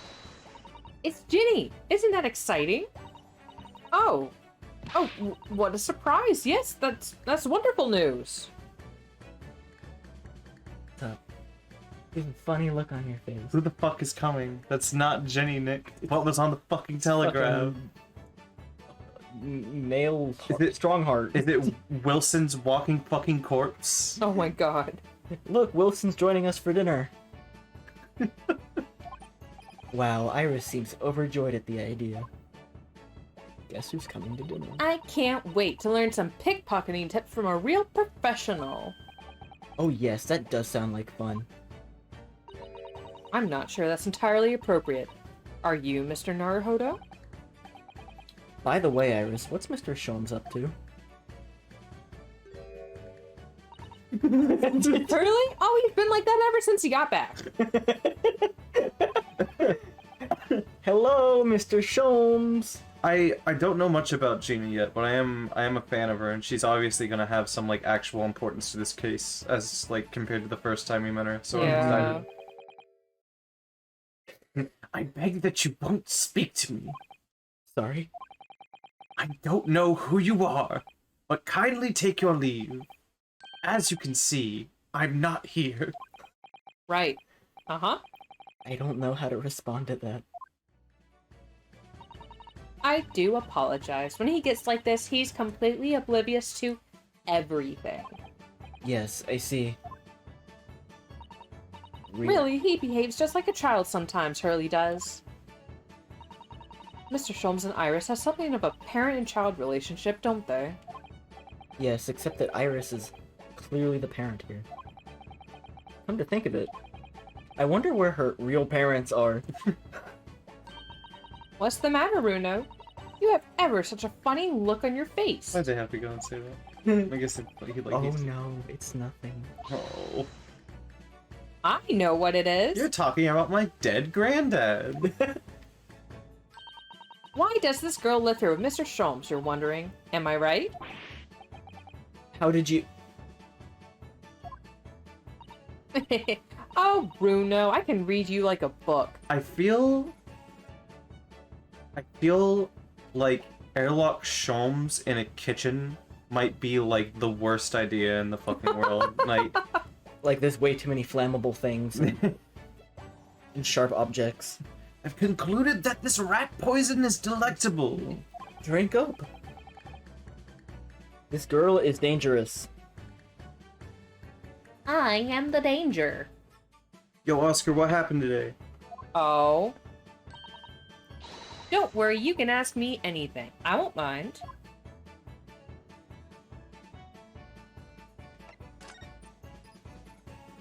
Is it? Tell me about Ginny. So, by Jenny, you mean Miss Lestrade, the young woman from the McGilded case 2 months ago, right? Yep, who also stole my experimental smoke grenade launcher. Oh my god, wait, what? Oscar's talking about an actual Ace Attorney case. What the fuck? A service customer died in your showroom? What? What? Whoa. Wait, no, I'm sorry. Iris, alright, hold on, Iris. Hold that thought. Okay. Oscar, what the fuck happened?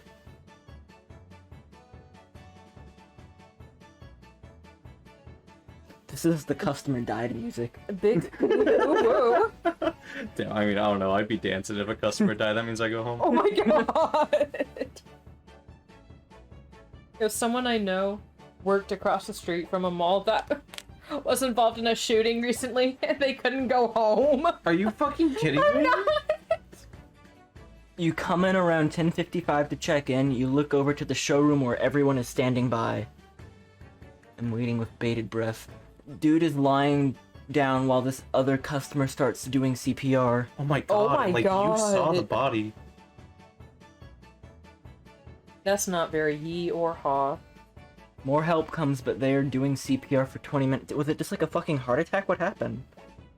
I don't think Oscar would know that. Yeah, I guess not.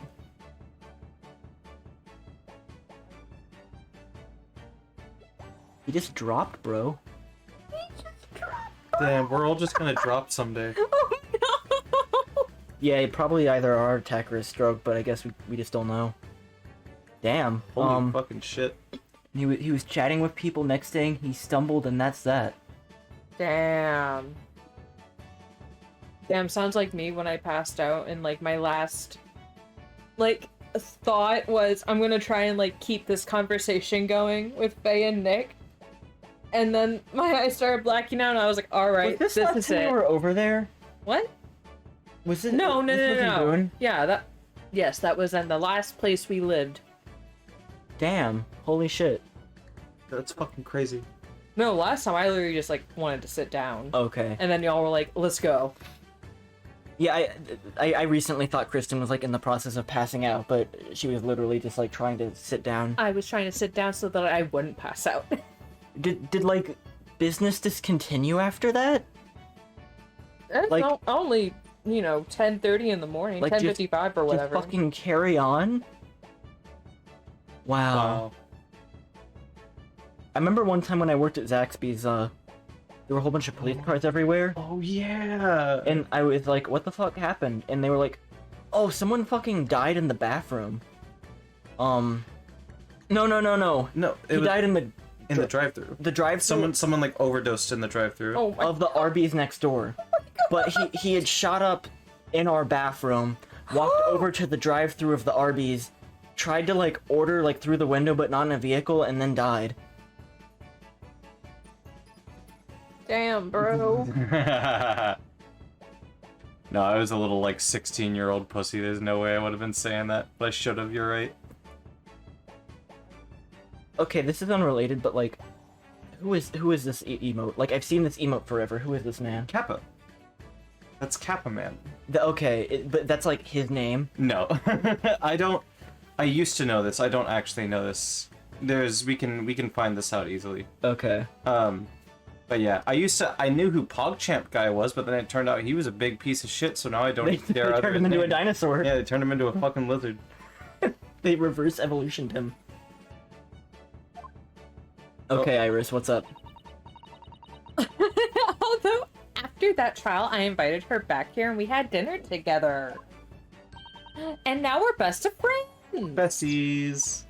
Oh, what a lovely tale. Yep, now if I bump into her on the street, she runs away as fast as she can. Oh. And I chase after her down the back alley. Oh, Iris. It's quite the relationship we have going. Interesting idea of friendship.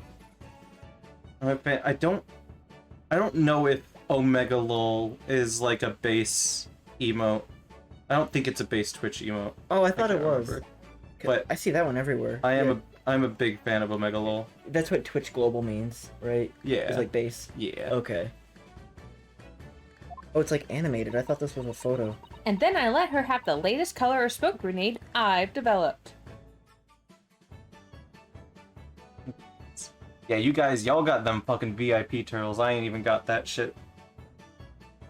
VIP turtles. Vip toys. VIP turtles. Oh. There are so many beautiful colors in the world. Ginny wants me to make a whole rainbow. I suppose this means you've let Miss Lestrade keep the smoke grenade launcher, have you? Yeah, that's right. I got bored of it anyway. Hurley always reacts the same way when I shoot him with it now. Poor Hurley. Oh, I can't wait for Ginny to arrive. It's been too long since she last came over. Ginny and whoever else is coming. Mystery.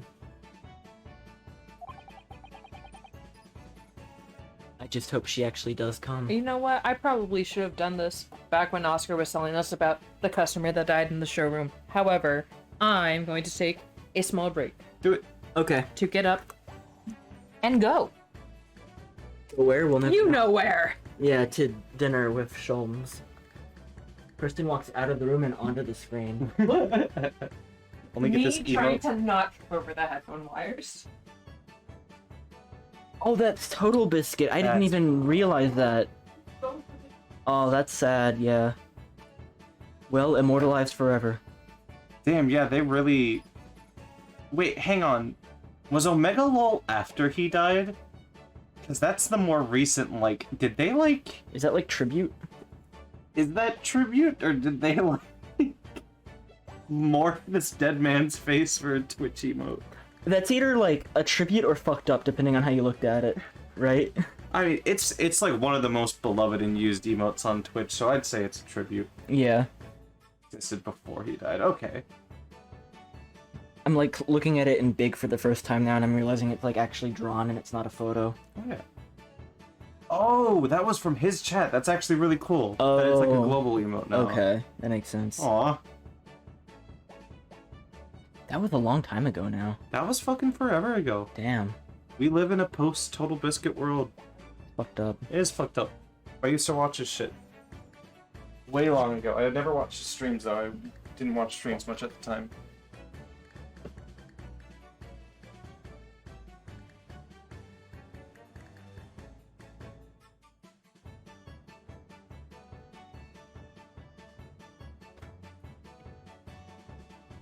Which one you getting? It looks like it's all Coke in here, so I'm grabbing a Coke. You want one? Yeah. And, you know, this might be a good time to stop, actually. You sure? Yeah, the more I think about it, the more I'm like... Knowing what's ahead, yeah, probably. You sure? No, yeah, he was loved. Yeah, that was a huge one. When I think of, like, I guess the big two that I can think of, or that come to mind immediately, are like Total Biscuit and Etika. Etika was massive. That was something. Thanks, Oscar. Thank you, sir. Got some bits. I need to like change the alert. Do you know how to do that? Yeah, Okay. I do. I did it for like follows, but I didn't do it for bits or subscribers because I was like, when I set it up was so long ago, I was like, oh, it won't be affiliated forever. Definitely. At the very least, if you don't set it up before your next stream with Chris, I'll remind you before our next Ace Attorney stream. I'll probably do it tonight. It's just what's it called? Streamlabs, right? Mm-hmm. It was fun talking to y'all at the end. Thank you again for the subs from both of you. You actually, Oscar, and one of the people you gifted a sub to was me, so thank you for that. Was it? Mm-hmm. I got a notification when I checked Twitch the other day about it. Oh, cool.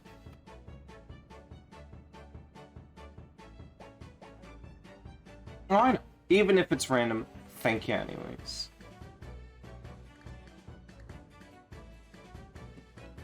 The Russian roulette. Like the shopkeep who was gonna shoot himself in this chapter. Instead of shooting the guy holding the gun, he was gonna shoot himself because he let the guy with the gun shoot other people.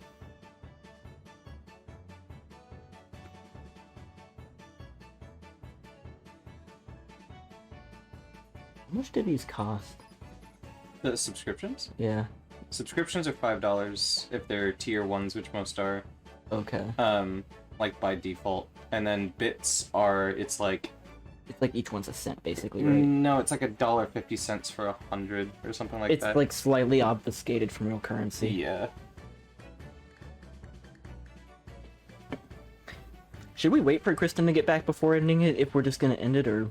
Sure, why not? We can talk to chat for a minute. See if Chris wants to say anything before the stream's wrapped up. Yeah, that's a good idea.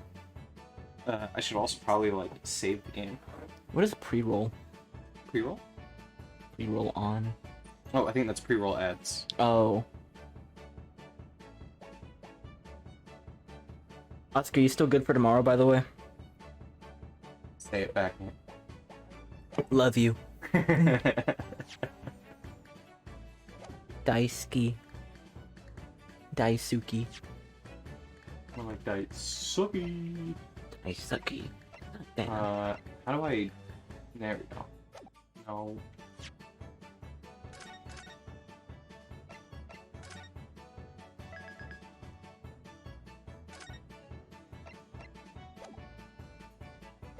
You got a 6 o'clock delivery? Who do you love? Who do you love? Is it Chomsky, my favorite little chompy boyfriend? My little turtle guy? That's me.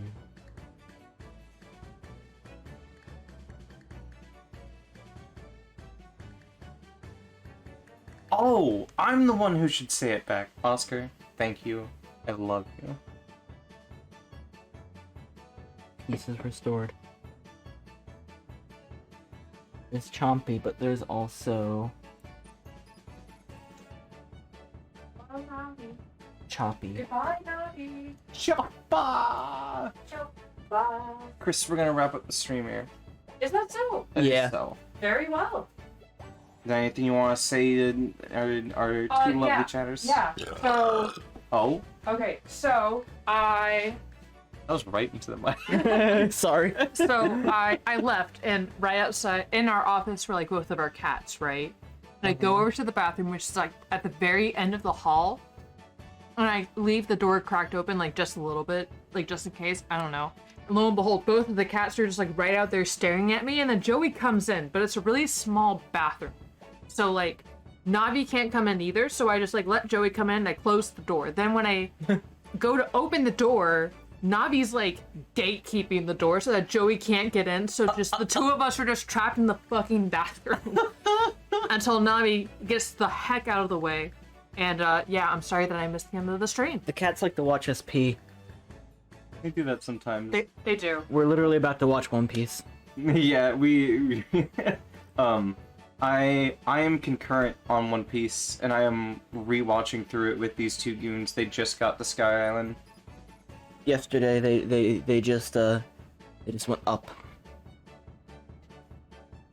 It's been a lot of fun. Well, thanks again, Oh. everyone, for stopping by. Kristen, I don't know if you were in the bathroom, but there were some more gift subs, or did you see? I that? saw the 5 from Kentucky Fried Chicken. No, that was it. Oscar did some Yeah. bits. Oh, Oscar did bits. Oscar, continuing with the bits. Thanks, Oscar. We got a bunch of cultured One Piece fans in here. Bless your hearts. Like, actually? I hope to be cultured someday. We're getting you guys there. We're getting you there. You'll know. You've always been more of a manga person. That's fine. Also, like, the One Piece manga is fucking incredible. Yeah, Episode 900. Damn, I wish I were there. someday. All right, everyone. You just need to do what you've done already. One more time. Yeah, six more times. Yeah, for the record, we started watching One Piece on January 1st of this year, and we're now 150 Something maybe episodes 160. in. We'll probably hit 160 tonight. Oda. God, he's so fucking talented. I gotta figure out if there's like a good One Piece game, because like once we catch up, we're probably gonna play a One Piece game. Oh, you want to play the Game Boy Color One Piece game? Sure. Oh shit, that's a thing. That's the thing. Although we still have to play the Naruto ones like we said we would. You're right. All right. Good night, everyone. Good night, friends. Thanks for joining. all.